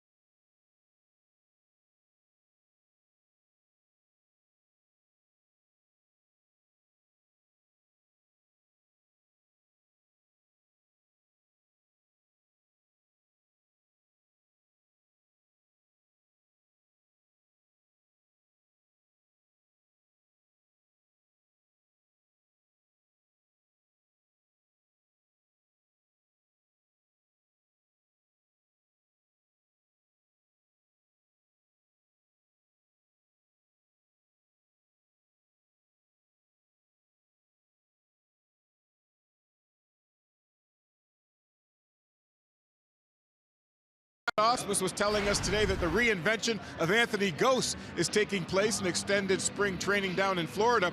He threw an inning on the mound today, a hard-throwing lefty, got up to 95 on the gun, gave up a hit to the first batter he faced, then proceeded to strike out the side.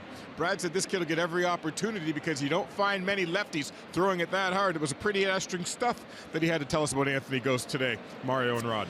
It was, and obviously he's still eons away from this level. But, you know, down in Florida, when you're throwing 95 and you're a lefty, Rod, and you're dropping in a couple of breaking balls, some change-ups, that's not all that bad. Brad was impressed with the report that he got on Anthony Gose.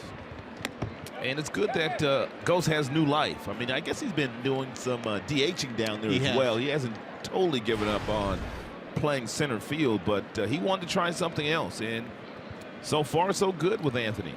Well, we often talked about Gose's arm strength in his high school days, and you know, it's something obviously that he still has, and so why not? And guys, Brad said that Anthony was also doing all the pitchers' routines of stretching and shoulder conditioning and running with those guys, so he's taking every bit the role of a pitcher on down there. Well, and that's why we say, Rod, that he's eons away, because it's more than just getting on the mound and throwing as hard as you can. You know, doing all the exercises to make sure your shoulder is strong and all the running. No doubt.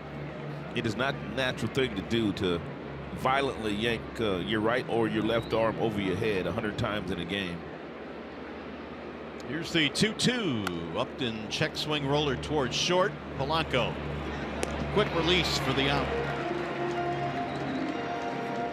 One gone here in the sixth. Hey, the Tigers made digital ballpark passes. Your ticket to 10 home games in May. One pass, 10 games, only $59. All tickets will be digitally delivered to your mobile device. Buy yours today at tigers.com/pass.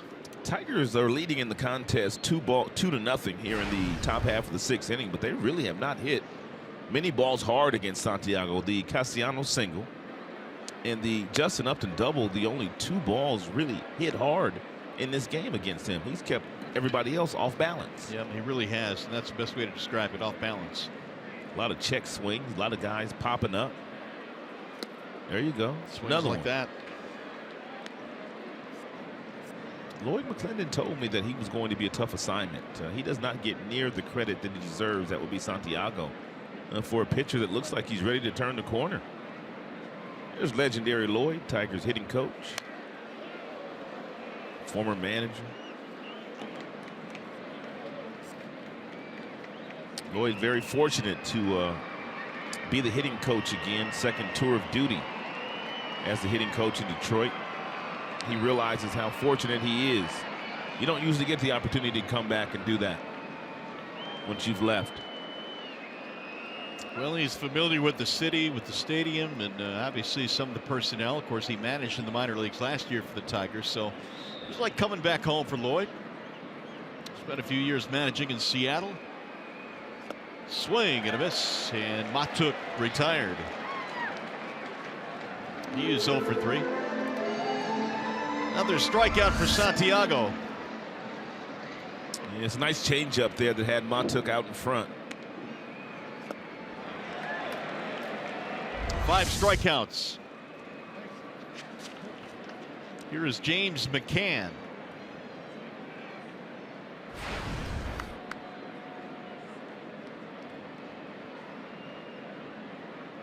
Walk and a fly ball for McCann.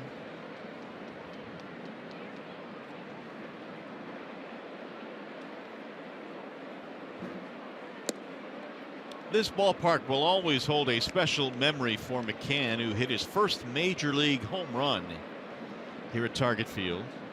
And he shot it in that area out there in right center field. It was an inside the park homer a couple of years ago. Swing and a miss. Ooh, that changeup that Santiago has started to feature here in the sixth inning is dancing all over the place.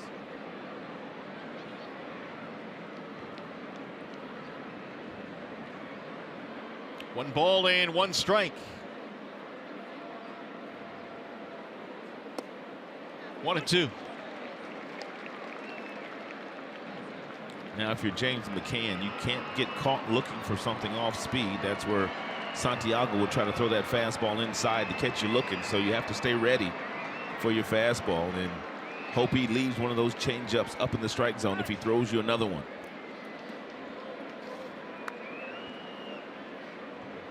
Santiago pretty much has been bobbing and weaving his way through this ball game, where Verlander obviously has that high-octane fastball. Here they go.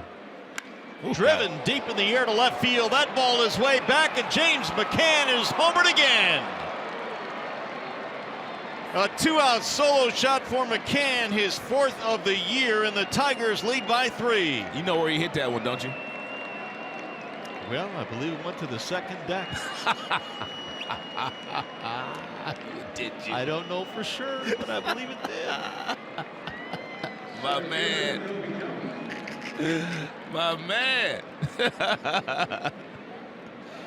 3-0 Tigers. He tried to get that fastball inside. He left it over the heart of the plate, and he lifted and he separated. And look at McCann. He knew it was gone as soon as he hit it. He just started running like Big Will used to run. Lance Parrish when he hit him. Look how far that thing went.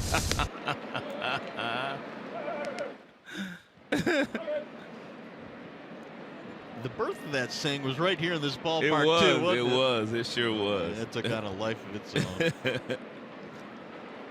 Jacoby Jones, the batter. He cuts and misses. 1 ball and 1 strike.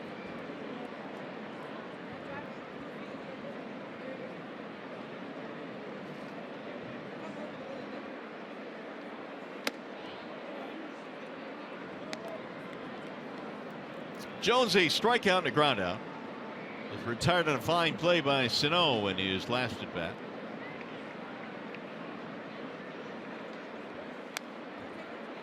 Well, Tigers had gone 13 consecutive games to begin a season with a home run. They were 1 homer shy, and they were shut out home run wise in that what was it, the Wednesday game. Wednesday. Key and Kinsler came back and homered yesterday, and McCann here today. So they're starting a new streak. Got him, strike 3, and Jones caught looking to end the inning. 6 strikeouts, but McCann gives the Tigers another run with a long homer to left. Solo shot, 3-0.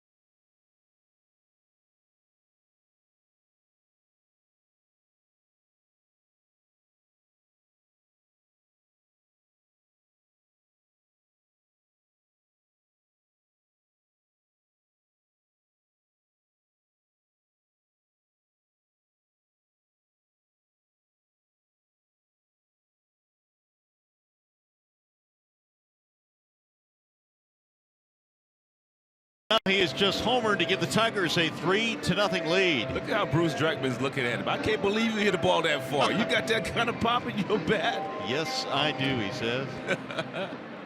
Put that in your memory banks. Kepler leads it off against Justin Verlander. It'll be Kepler, Sano, Mauer, 2-3-4 for the Minnesota Twins. They are shifting on Kepler to the right side. Last time he was up, he hit an absolute missile and to right field for an out.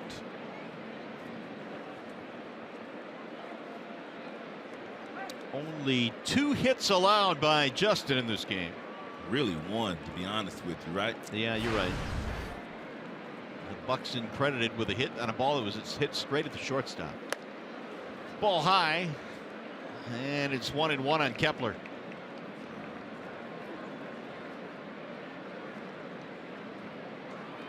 An 0 for 2 day for Kepler. 8-game hitting streak going. 2-1.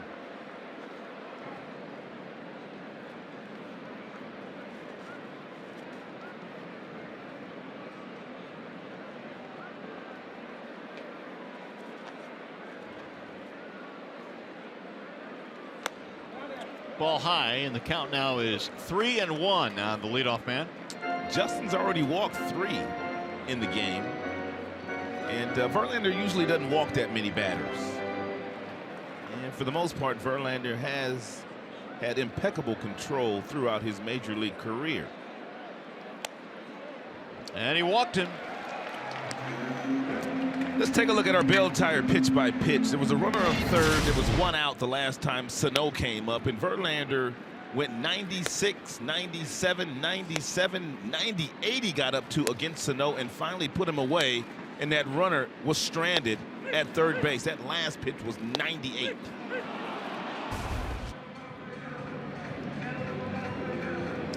JV didn't want to walk the leadoff man, but he's done that. His 4th walk of the game. Now Sano stands in.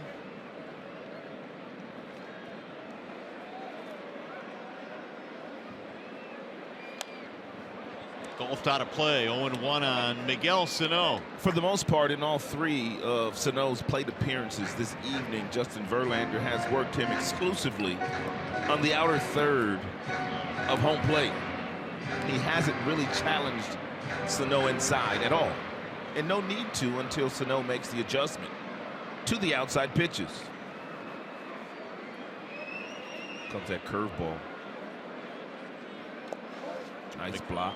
McCann again has done that a lot on this road trip. I agree. Did it a ton in that series against the Rays. Still improving defensively is McCann. With all that goes on to being a good major league catcher, man, you've got to be able to handle the staff. You got to call the game. Oh, and you got to be able to hit a little bit too. You've got to have the slowest heartbeat on the field. I mean, you have to slow the game down when it starts to speed up for everybody else on the field. You've got to still be that calming influence as the catcher. Guys, when we were in Tampa, Brad told me that it was a mechanical thing behind the plate for James McCann. He was coming up before he went down to block balls in the dirt instead of going straight down and keeping them in front of him. And those were the mechanical issues he was trying to work on. It looks like he's got some of those things sorted out the last couple of days. Well, that guy's caught 18 years in the big league, so I'd listen to him.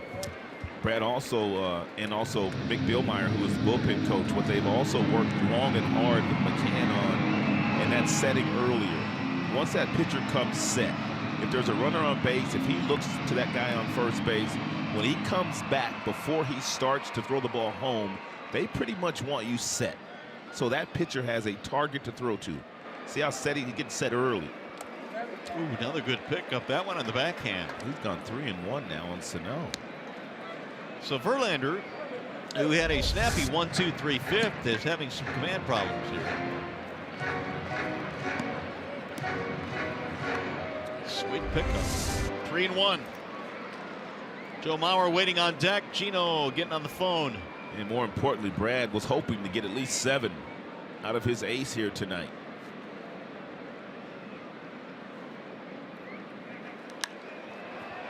That's in the air down the right field line. Matuk still coming, and it's going to get back out of play.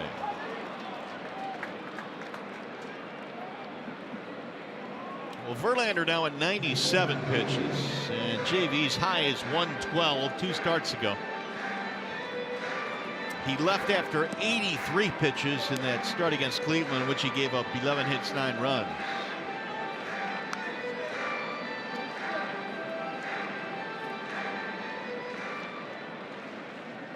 3-2.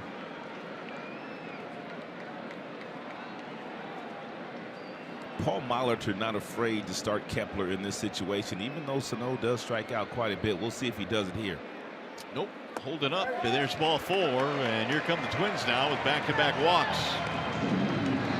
Check in now. The game break and Johnny Kane.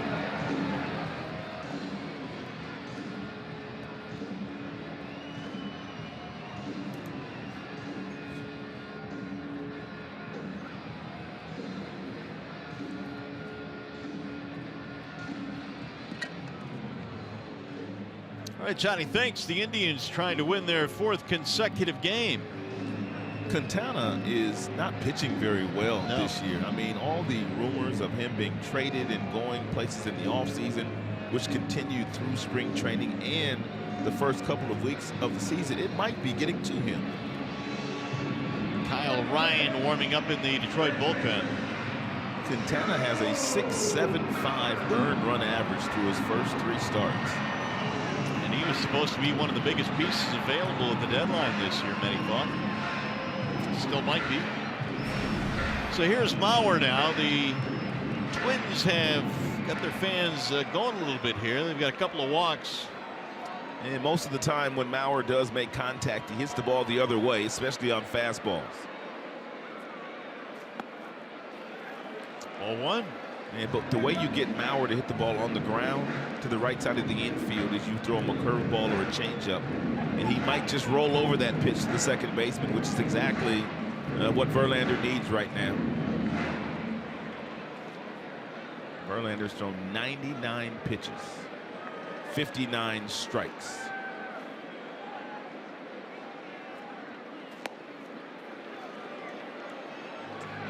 That's what Paul Molitor, the manager of the Minnesota Twins, is trying to get Mauer to do a little bit more. Be more aggressive and runners in scoring position in the 1-0 count.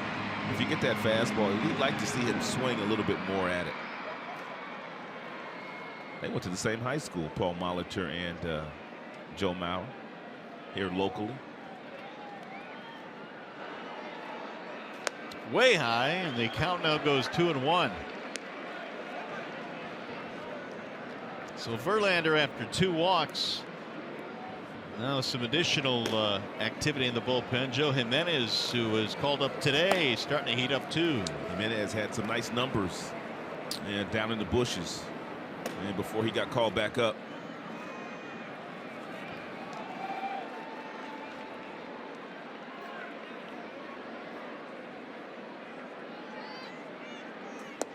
Low.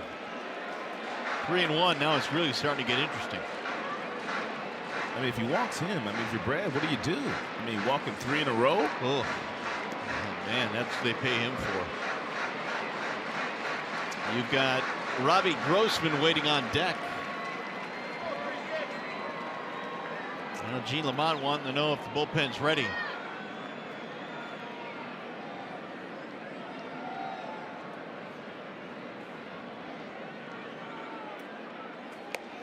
Strike called on the outside corner. 3-2. Again, the season high so far for Verlander, 112.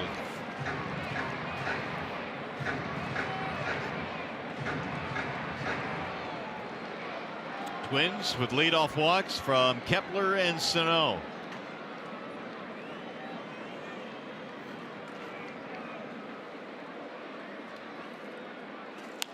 Mauer fouls it back out of play.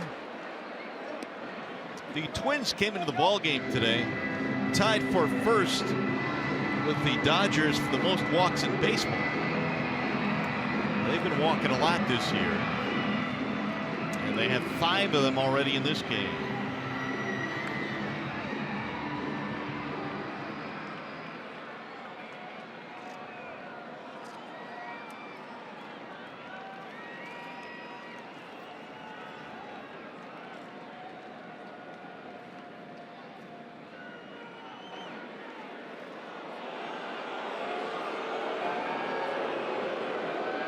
Tigers struggling this year as a team with the base on balls.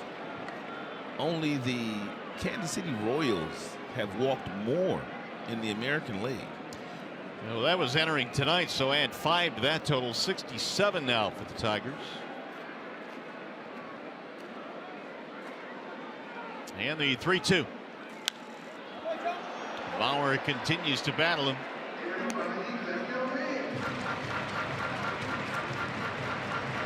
Twins trying to snap a 4-game losing streak. Tigers have lost 3 straight. Of the 105 pitches thrown by Justin Verlander, the Minnesota Twins have fouled off at least 25 of them. Well, this right here, a 7-pitch at bat now for Bauer. 2 on, nobody out.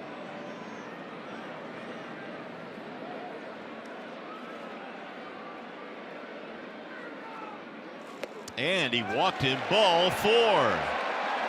6 Verlander walks in this game. Well, if you're Brad, what do you do? Gonna stay with him? Well, Brad feels like the guy on the mound, and I agree with him. Best shot is better than anybody else that he could bring in the game right now. And Verlander, you know what? He appreciates the fact that Brad's going to allow him to try to pitch out of this mess himself. Verlander is 1 shy of his career high in walks of 7. Ground ball slowly right side, and it's going to get through a base hit. 1 run scores. Here comes Sano to the plate. He's in there standing up. A seeing-eye single for Robbie Grossman, and it's 3-2. Robbie Grossman went up there and swung at the first pitch fastball from Verlander, even though Verlander had walked the previous 3 batters. It's a seeing-eye single, diving Miguel Cabrera, right past a diving Ian Kinsler. 2 RBIs for Grossman, just out of the reach of Miguel and Kinsler. And just like that, Verlander out of the ballgame. It's 3-2. Wall-side windows pitching change here in Minnesota.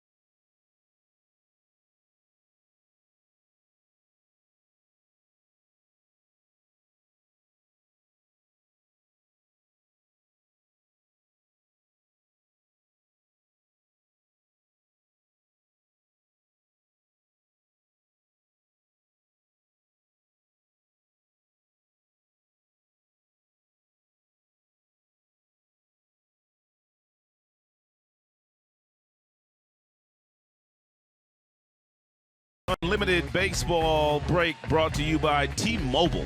What do you got on Bryce Harper? Looks like he wants to be an MVP again, on base 35 times in 68 plate appearances, a 400 average, 11 extra base hits, and he's driven in 18. You think the Giants are upset with Madison Bumgarner? See, that's why I don't ride the motorcycles, man. I don't ride them dirt bikes, man. Motorcycles. Jason Vargas off to a tremendous start for KC. That's what's going on around the league. Well, here it is 3-2. JV bounced out of the game now. Still nobody out.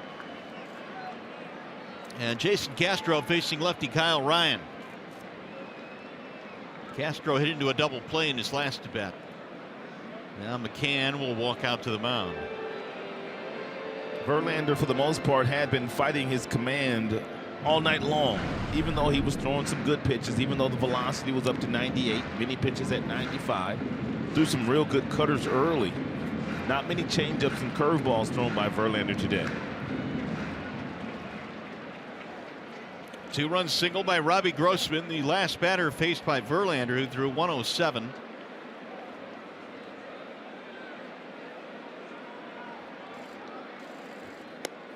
In there, strike called on Castro.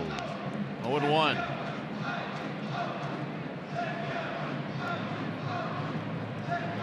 Tying run at second, go ahead run at first.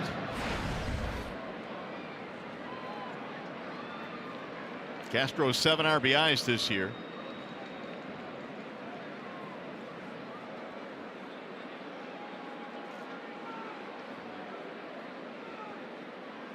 Bouncing ball right side. Kinsler has this one. They'll get the out at first base and the runners advance. And a nice pick there by Miguel Cabrera, helping out Ian Kinsler, who threw off balance and bounced it over to Miggy, but an easy pick for the big fella. Thought that was going to be another seeing-eyed single. It kind of was looking that way, wasn't it? Well, Brad coming out again. Ryan will be charged with getting one out, and he did just that. He wants a strikeout, so here comes Joe Jimenez. So the rookie Jimenez, who made his major league debut against the Twins on the last homestand. And no hitter in baseball has been as good a fastball hitter as Dozier. Wallside Windows pitching change. We'll be back.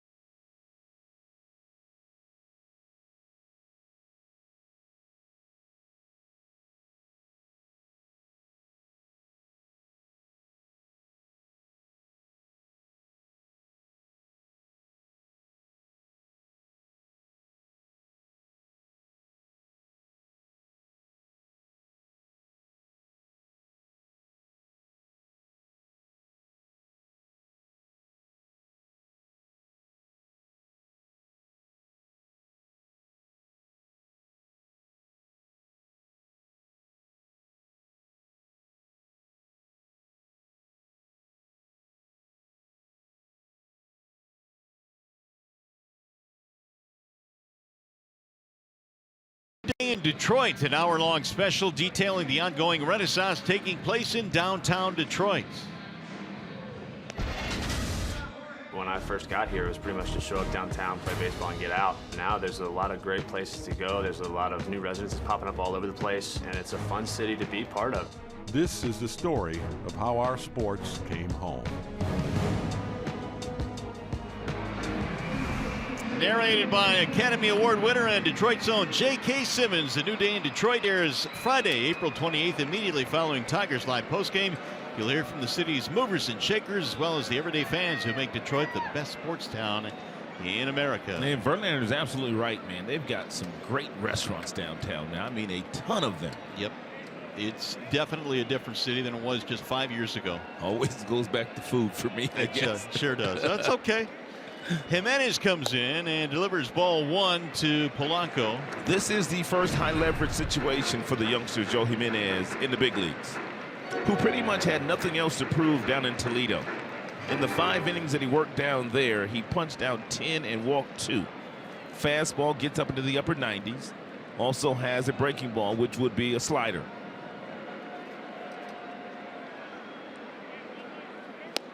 Nice fastball there at 96. Came out of his hand nicely. Jimenez made his major league debut against these Twins on the last homestand and faced the 7, 8, 9 hitters. Got him 1, 2, 3. Here, though, he has runners at second and third, 1 out. Polanco a walk and a strikeout.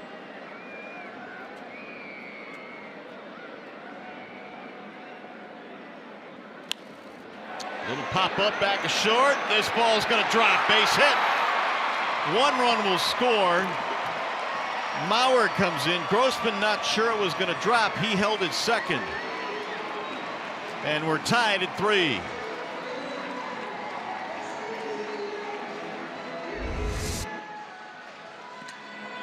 It's a good fastball, but it's right down the middle, fought off by Polanco. I don't know what Grossman is watching. He should know the ball's not going to be caught. He should be standing on third base. That's a break for the Tigers.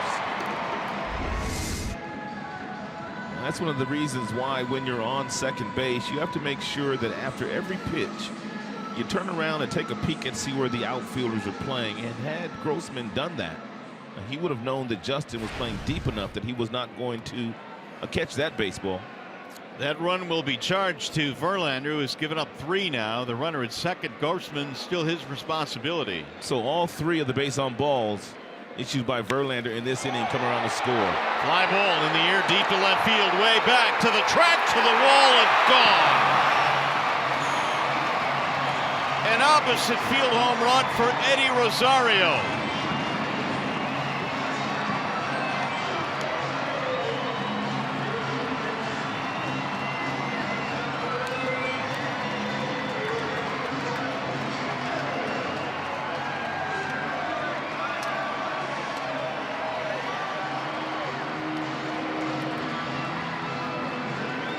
Three Twins.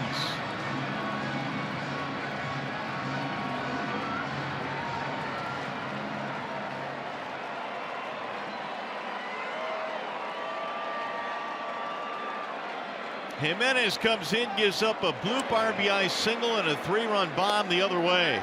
And Brad was asked before the game how he would use Jimenez. Would he try to pick a situation to bring him into a game?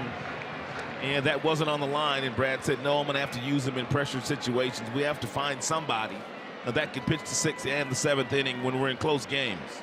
That's the one inning they've been struggling with this year. Byron Buxton, the batter. That last fastball in 97 from Jimenez. A 6-run 6th inning for Minnesota. Big swing there by Buxton.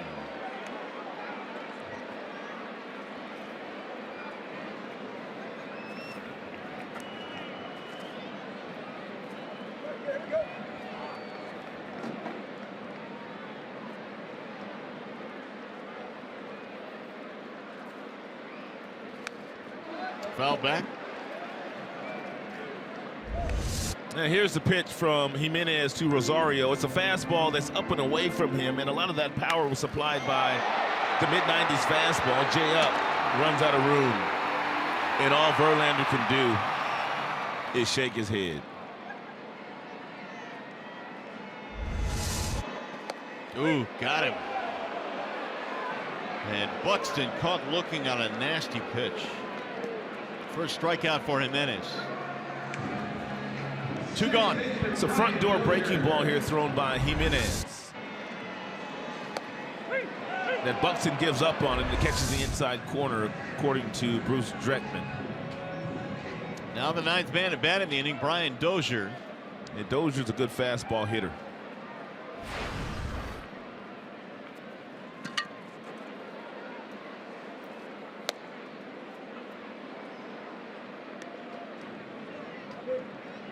Young man throwing a lot of strikes. He is.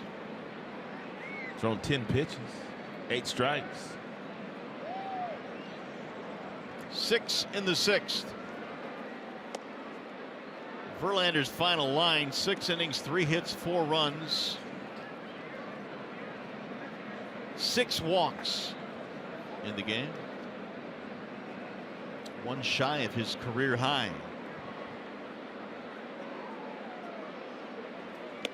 And another nasty breaking ball there for a strike. 1 and 2. It's a good pitch, especially up here. to throw it in any count. Now all of a sudden you get ahead with a couple of breaking balls and you can come back with that mid-90s fastball, and you can throw it by a guy that's a good fastball hitter in Dozier. Fastball at 98. Dozier got a piece. Jimenez, the Tigers minor league pitcher of the year each of the last 2 seasons. And many believe that he will be the Tigers closer of the future. Well, he's on the fast track to be sure.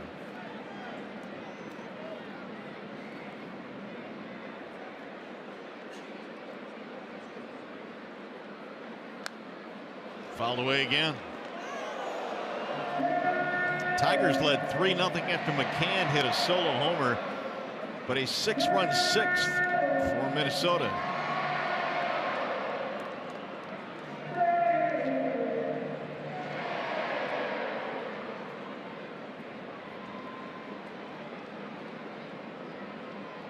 Jimenez is 6'3", 220. Born in San Juan, Puerto Rico, lives in Bayamon, Puerto Rico. Little chopper to third, fair ball behind the bag. Castellanos throws him out. Side retired. They send 9 men to the plate and scores 6 times.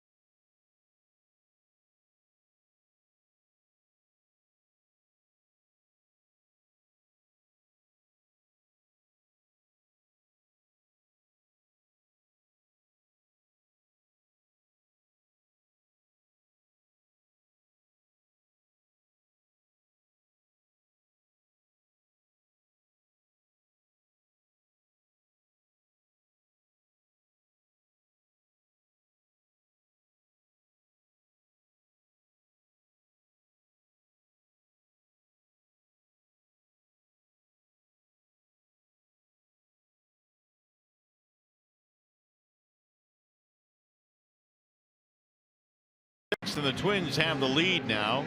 It is the ultimate Fox Sports Studio Tour sweepstakes. Win a trip for 2 out to Los Angeles, California for a behind-the-scenes look at the Fox Sports Studios. For your chance to win this great prize, enter at any participating Aldi location or online at foxsportsdetroit.com. Well, some work to do now for the Tigers offense. It'll be Romine leading it off. Santiago suddenly has the lead. And the first one is up high, 1-0. When he sat down before the inning started, he was trailing by 3 runs. Not anymore. Romine pops it up. It'll be Mauer. 1 gone. Here's our Comerica Bank game summary. The Tigers, they got on the board early here. It was a seeing-eye single by Victor Martinez to the left side of the infield. A double followed, Upton straightaway center, over Buxton's head, and then James McCann. He hit a ball up into the second deck. I mean, he absolutely crushed that baseball, but then that was it for the Tigers.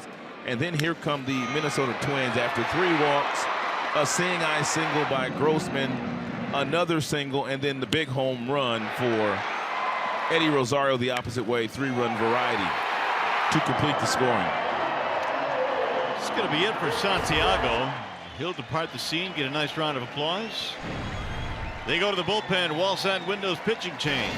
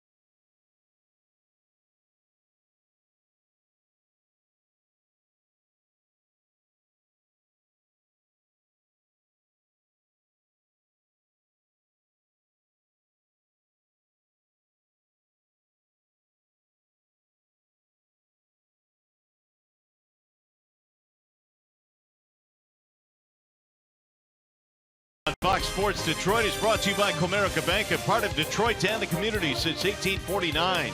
Your Metro Detroit Chevy dealers. Visit ChevyDetroit.com. See why Chevy drives to Motor City. And by Wallside Windows.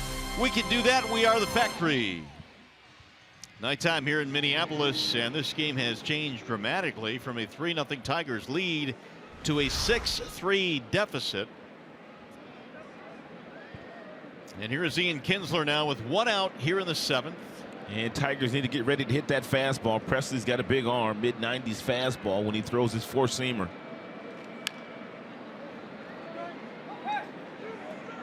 Ian is 0 for 3 in the game.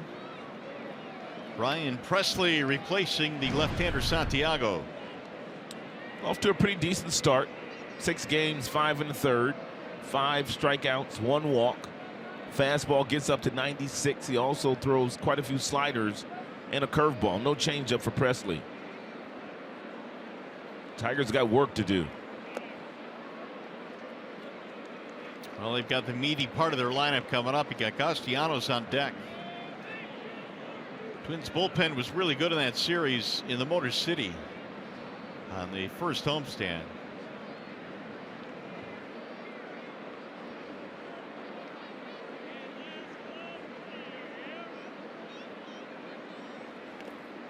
It'll bounce in. 2-1.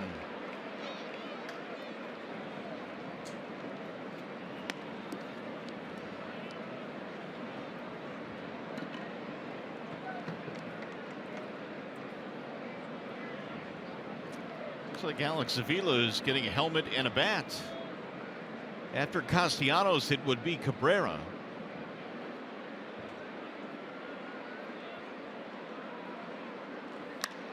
Chopper to third base. Gets through to the shortstop. Polanco, and scooped at first by Mauer. 2 gone.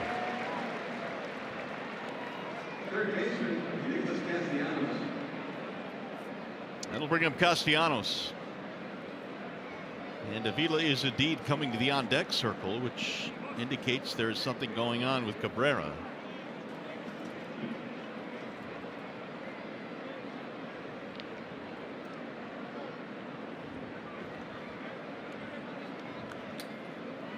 Castellanos a single and a run scored back in the third.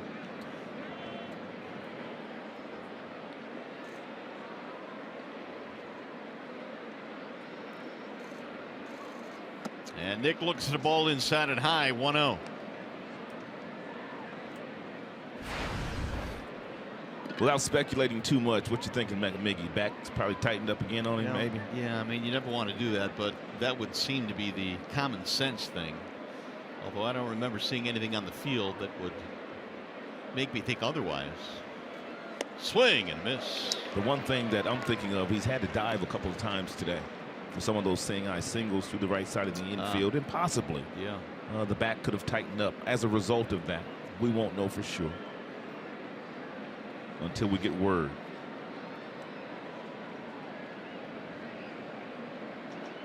One ball, one strike on Nick Castellanos.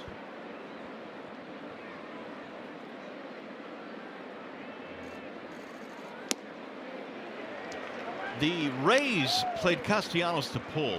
In other words, they had 3 defenders to the left of second. Twins, not nearly as much. Nope. I assume the same data, just a different philosophy. Philosophy, right. 1-2. Trying to hold up, did he go? He went around, strike 3. Tigers go 1-2-3 in the 7th. Still a 6-3 ball game coming up. The Consumers Energy 7th inning stretch.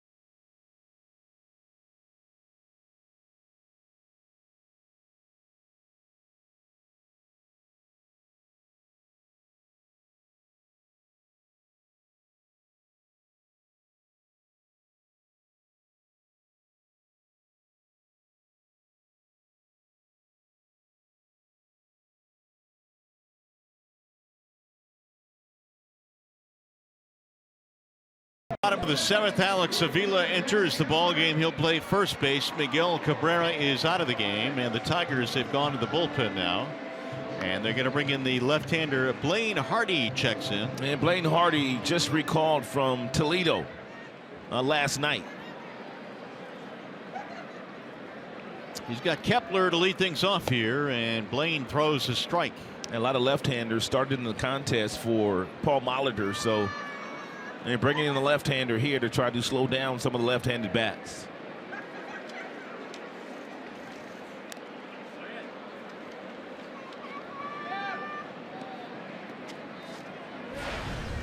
Warwick Sophold was sent down. Here are the numbers for Blaine Hardy on April 6th against the White Sox. Sophold sent down, Hardy up, and of course Jimenez coming up with Iglesias on the concussion list. 1 ball and 2 strikes on Kepler. Sano and then Mauer to follow here in the 7th. Tigers led 3-0 and then a 6 spot in the 6th inning for Minnesota.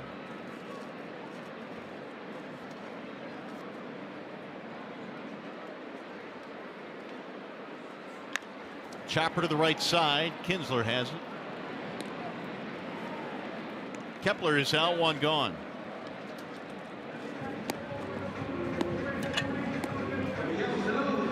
We'll bring up Miguel Sano. And Blaine Hardy has a fastball that pretty much tops out at 91 miles an hour. He gets best movement on his heater when it's 87 to 89. He also will throw you a curveball about 14–15% of the time. And he also features a changeup.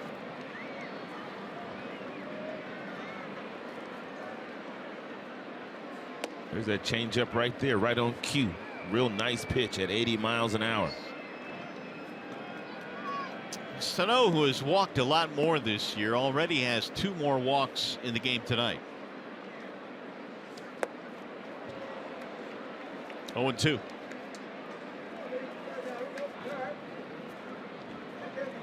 Two real good changeups at the bottom of the strike zone thrown to Sano. You could go down there again if you want to. Just make sure you bounce it. Or if you want to be safe, at least for 1 pitch, go upstairs. It's a nice block there by James. Taylor Rogers warming up in the bullpen for the Twins.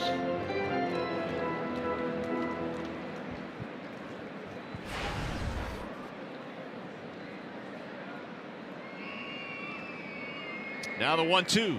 Swing and a miss. He struck him out. He threw Miguel Sano 4 straight changeups. It worked. Here's our showstopper. How about Mr. Chris Sale, Rod Allen? This guy can really do it. Man, he's been dealing. In his first 4 starts for the Boston Red Sox, 42 strikeouts in 29 2/3. He pitched 8 innings yesterday, and John Farrell took him out of the game with 104 pitches thrown after the 13 strikeouts, and the closer gave up 1 run, blew the save. Kimbrel. Boston did come back and win the game, though. Joe Mauer, the batter. You kind of appreciate a guy like Chris Sale, who was honest after the game. He said, they asked me how I felt. I told them I was good to go. I was fine. I want to be in that game. He said 10 times out of 9 was what the terminology he used. So, I mean, you got to love his honesty. Most guys wouldn't say that. Most guys would be, would say, well, he's a manager and, he makes the decisions and whatnot. Yeah, but if you're John Farrell, though, don't you try and preserve him for the long haul? Well, more importantly, you have to continue to show that kind of trust in your closer. Right. I mean, you don't want to be in a 1-run game and then not want to use your closer. And you don't want to gain. You want him to gain that confidence. But there are also games too when you, as a manager, kind of sit back and okay, they're not hitting this guy. I ain't taking him out. I'm not taking him out. Mauer had a walk as part of that big 6-run 6th. He came around to score, huh?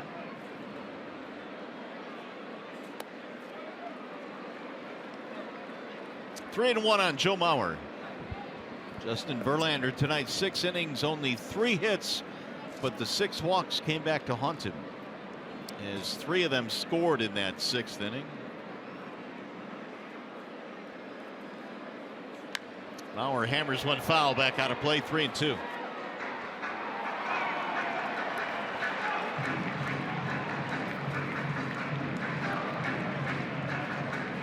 Here's the Twins box score. lot of production at the bottom of the lineup. That Rosario 1 for 3 is the 3-run homer.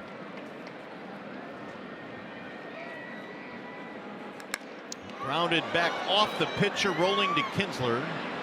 And that's going to be a 1-4-3. No runs, no hits, nobody left. Nice job by Blaine. Tigers baseball presented by Bell Tire.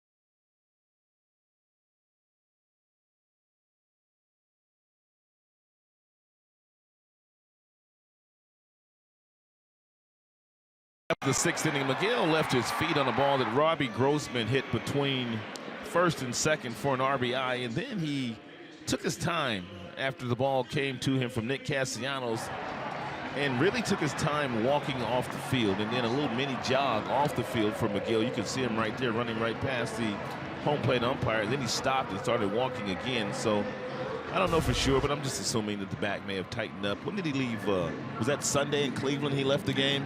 Yes, Sunday. And then the Tigers had Monday off. And right. Mickey played all 3 games in Tampa. Well, there is still work to do. The Tigers down 3. Still plenty of time, though, as we go to the 8th inning.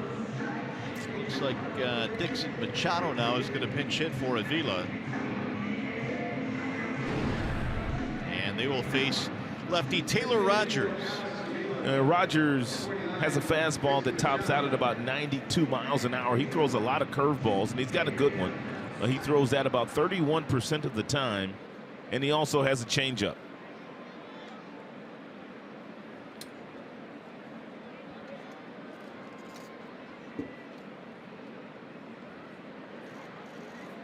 Dixon Machado pinch hitting, looks at strike 1. 94 from Rogers. Dixon 1 for 9 this year.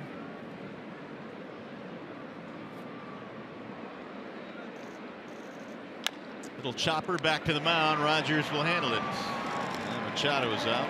Tigers have no backup catcher now with Avila in the game and out of the game, so I guess Andrew Romine's the backup. Friday, April 28th, the Tigers take on the White Sox at 7:10. Take advantage of the Liney Fridays Party Pack. Get a game ticket and voucher for a 20-ounce beer, starting as low as $19 while supplies last. For tickets, visit tigers.com/Fridays. And they're looking over the lineup card. Here is Victor Martinez.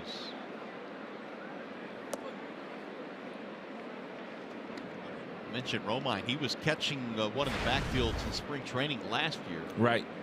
Just to get some experience.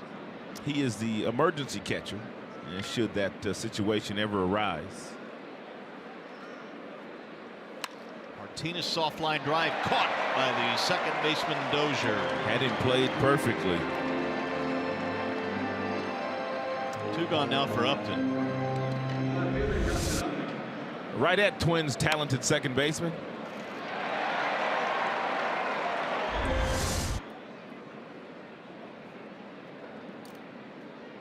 J. Up had an RBI double in the second. He's 1 for 3. Up to now 7 RBIs.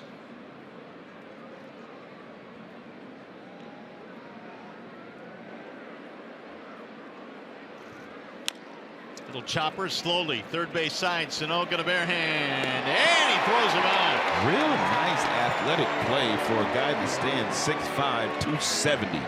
Second time he's done that tonight. Tigers go 1-2-3 in the 8th. Big fella.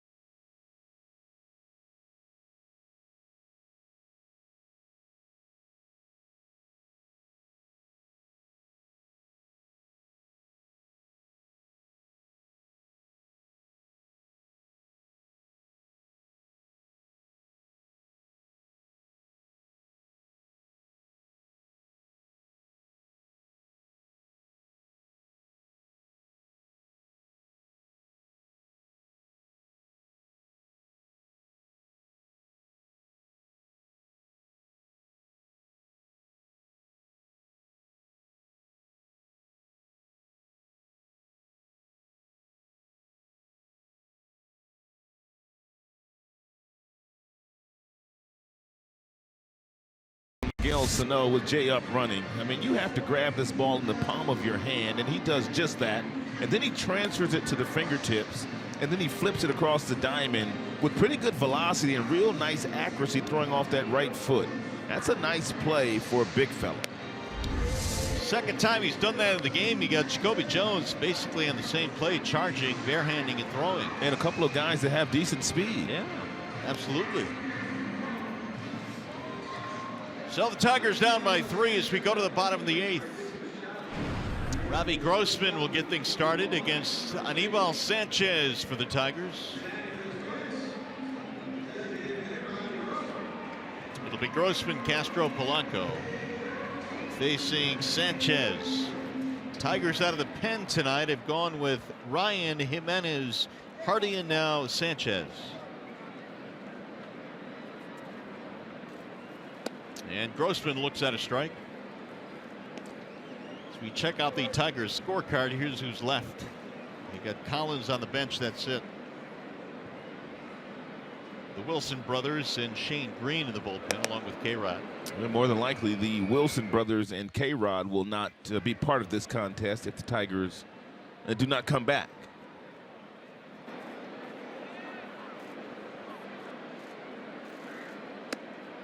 A little bit high. Machado stays in the game to play short. Romine moves over to first.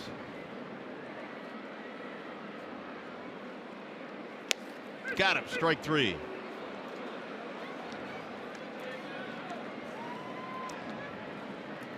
Here is the upcoming matchup presented by Wallside Windows. Mejia and Boyd tomorrow, and Matthew Boyd has looked good. Matthew Boyd has found a tremendous amount of confidence in his off-speed stuff, and he's throwing his changeup, his breaking ball, and fastball counts. Kept a really good Cleveland Indians team off balance the last time he pitched in very hostile environment.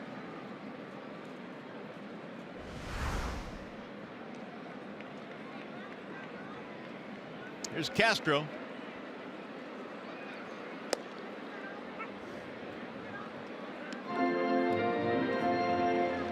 Castro's put the ball on the ground 3 times tonight, one of those resulting in a double play.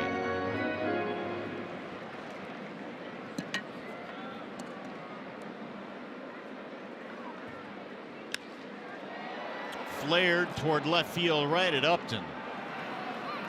2 gone. Hey, by the way, MLB.com at Bat is your #1 mobile app for live Tigers baseball. Stay connected with a fully customizable experience. Get Tigers home screen icons and app features, as well as game day, live game video highlights, radio broadcasts, StatCast news, and more. MLB.com at Bat. Get it today.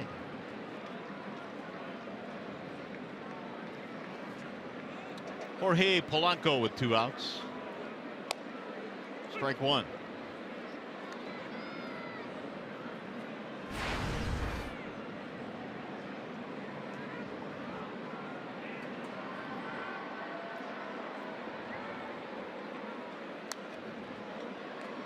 Oh, 2 on Polanco. Tigers in the 9th inning will have Matuk, McCann, Jones due up. And again, the only man on the bench is Tyler Collins.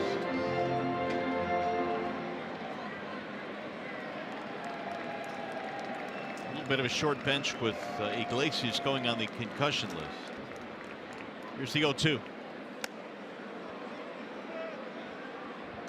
And Paul Molitor, he operates with a short bench every night. They have 13 men on their pitching staff.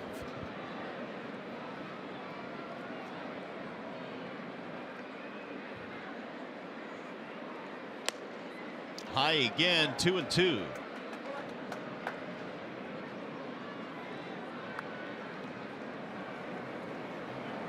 Kinsler warming up, the right-hander. 9th inning will be his.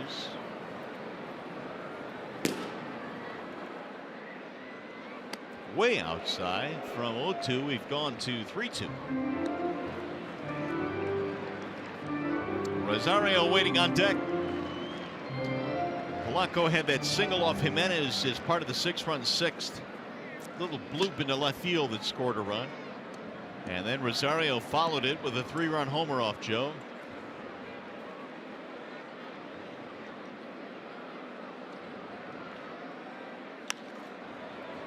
In the air to left, and Upton is under it. And that's going to be a 1-2-3 inning for Sanchez. To the 9th we go in Minneapolis.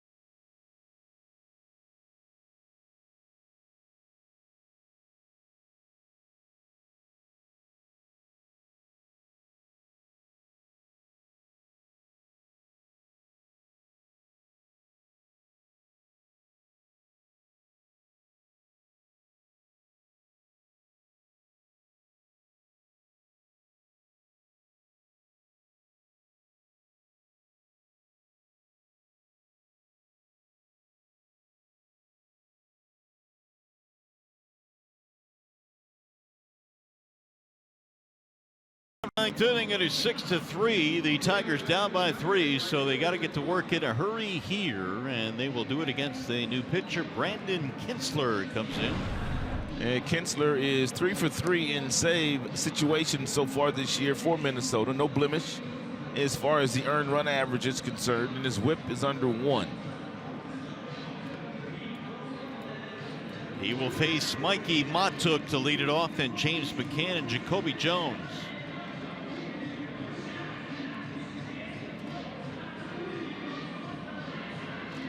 And again, the Tigers have Tyler Collins available on the bench.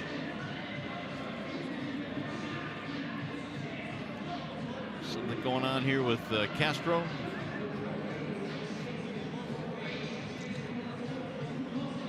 Got to be able to see to catch.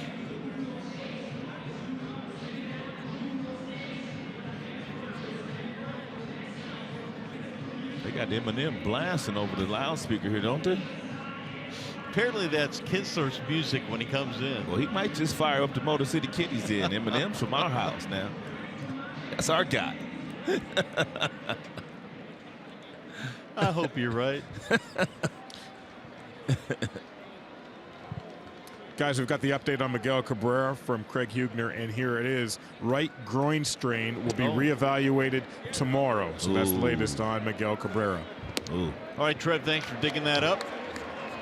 And, well, it's not what we thought or anticipated it might be based on recent events, but a groin problem. Groins are always tough. Mikey Matuk leading it off. 1 ball, 1 strike on Matuk.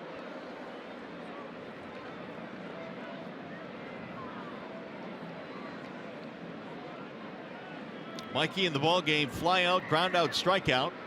0 for 3. And Kinsler slings in a strike on the outside corner. Matuk shaking his head no. Yeah, a little 92-mile-per-hour fastball, swing back variety that caught the outside corner, according to the home plate umpire, Mr. Dreckman. Bruce Dreckman. Kinsler, since the start of last year, 20 for 23 in save opportunities. Not a hard thrower particularly, but throws a lot of strikes. Mixes his pitches up very well, keeps hitters off balance.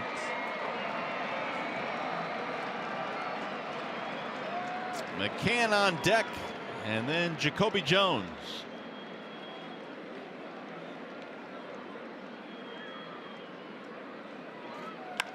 Sliced into right center field, a base hit. Matuk is aboard. He'll take the turn and hold with the leadoff single. That's a start. And 94-mile-per-hour fastball, and a real nice swing put on that baseball by Matuk into right center field.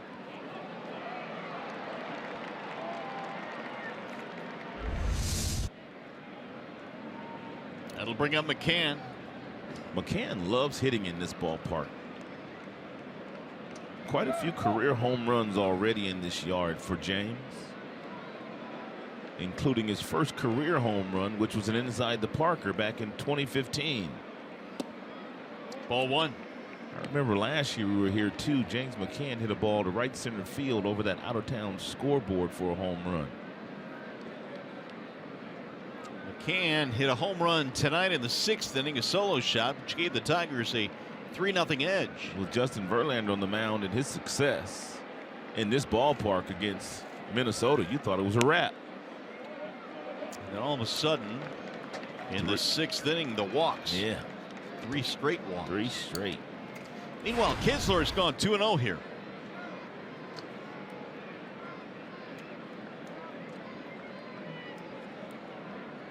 And no doubt James looking for a fastball here. And if he gets a fastball here, he's going to put a good swing on it if it's something he can handle.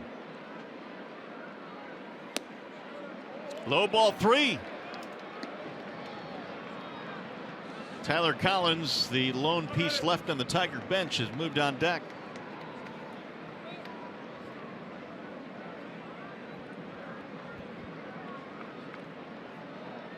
Tigers trying to get something going here from the bottom of their lineup. There's a strike. McCann thought he had a walk. He's ready to take that shin guard off. Yeah, James thought it was low. And he probably was right. No doubt. Now that wasn't even a good frame job by the catcher, Jason Castro. I mean, he took that ball out of the strike zone, but still got the strike call. 3-1.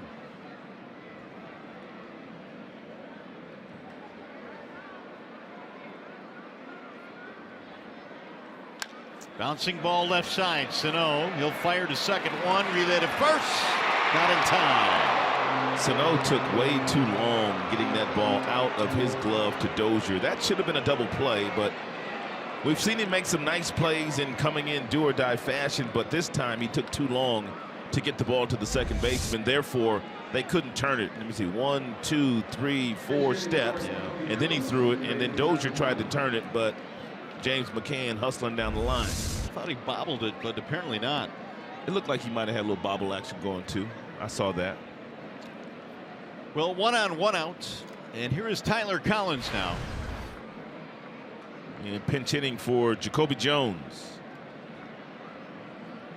Tyler has gotten most of the reps in right field as the ball club waits for Martinez, J.D. Martinez, to come back from injury.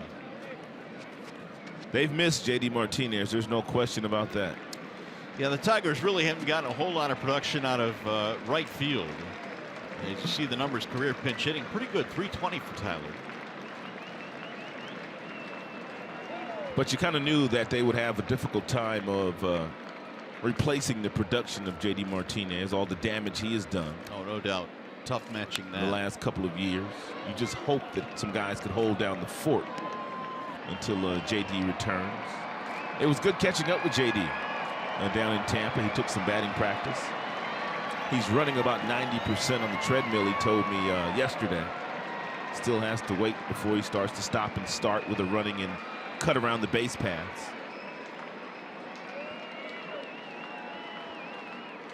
Oh, 2 on Collins.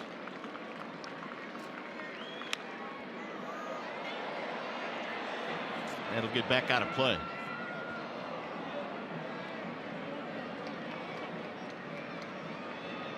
Tigers live postgame coming up. All the reaction of this one. Get an update on the condition of Miguel Cabrera. So stay tuned for that. Biggie had to leave the game.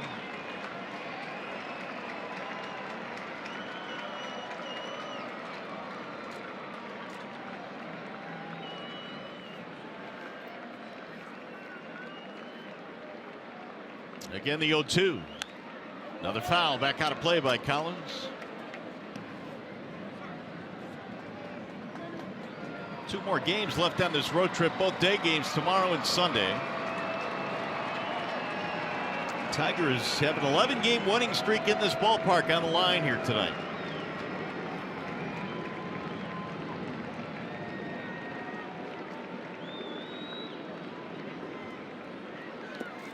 Just got a piece of it to stay alive.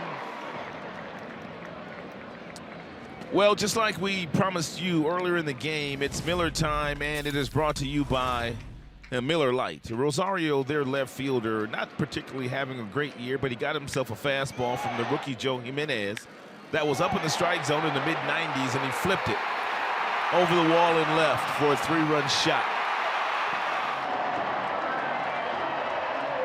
And right now, the difference in this game. Just off the plate. It's been a good at-bat for Tyler.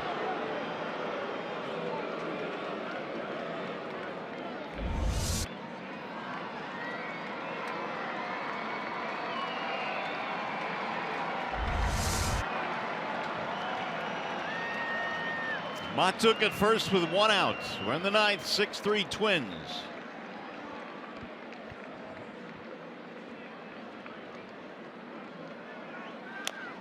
A little chopper back toward the mound. Kinsler throws him out, and they're 2 away. Runner advances. McCann moves to second. And it's going to bring up Romine. If Romine can reach, he can turn the lineup over to the top, Kinsler.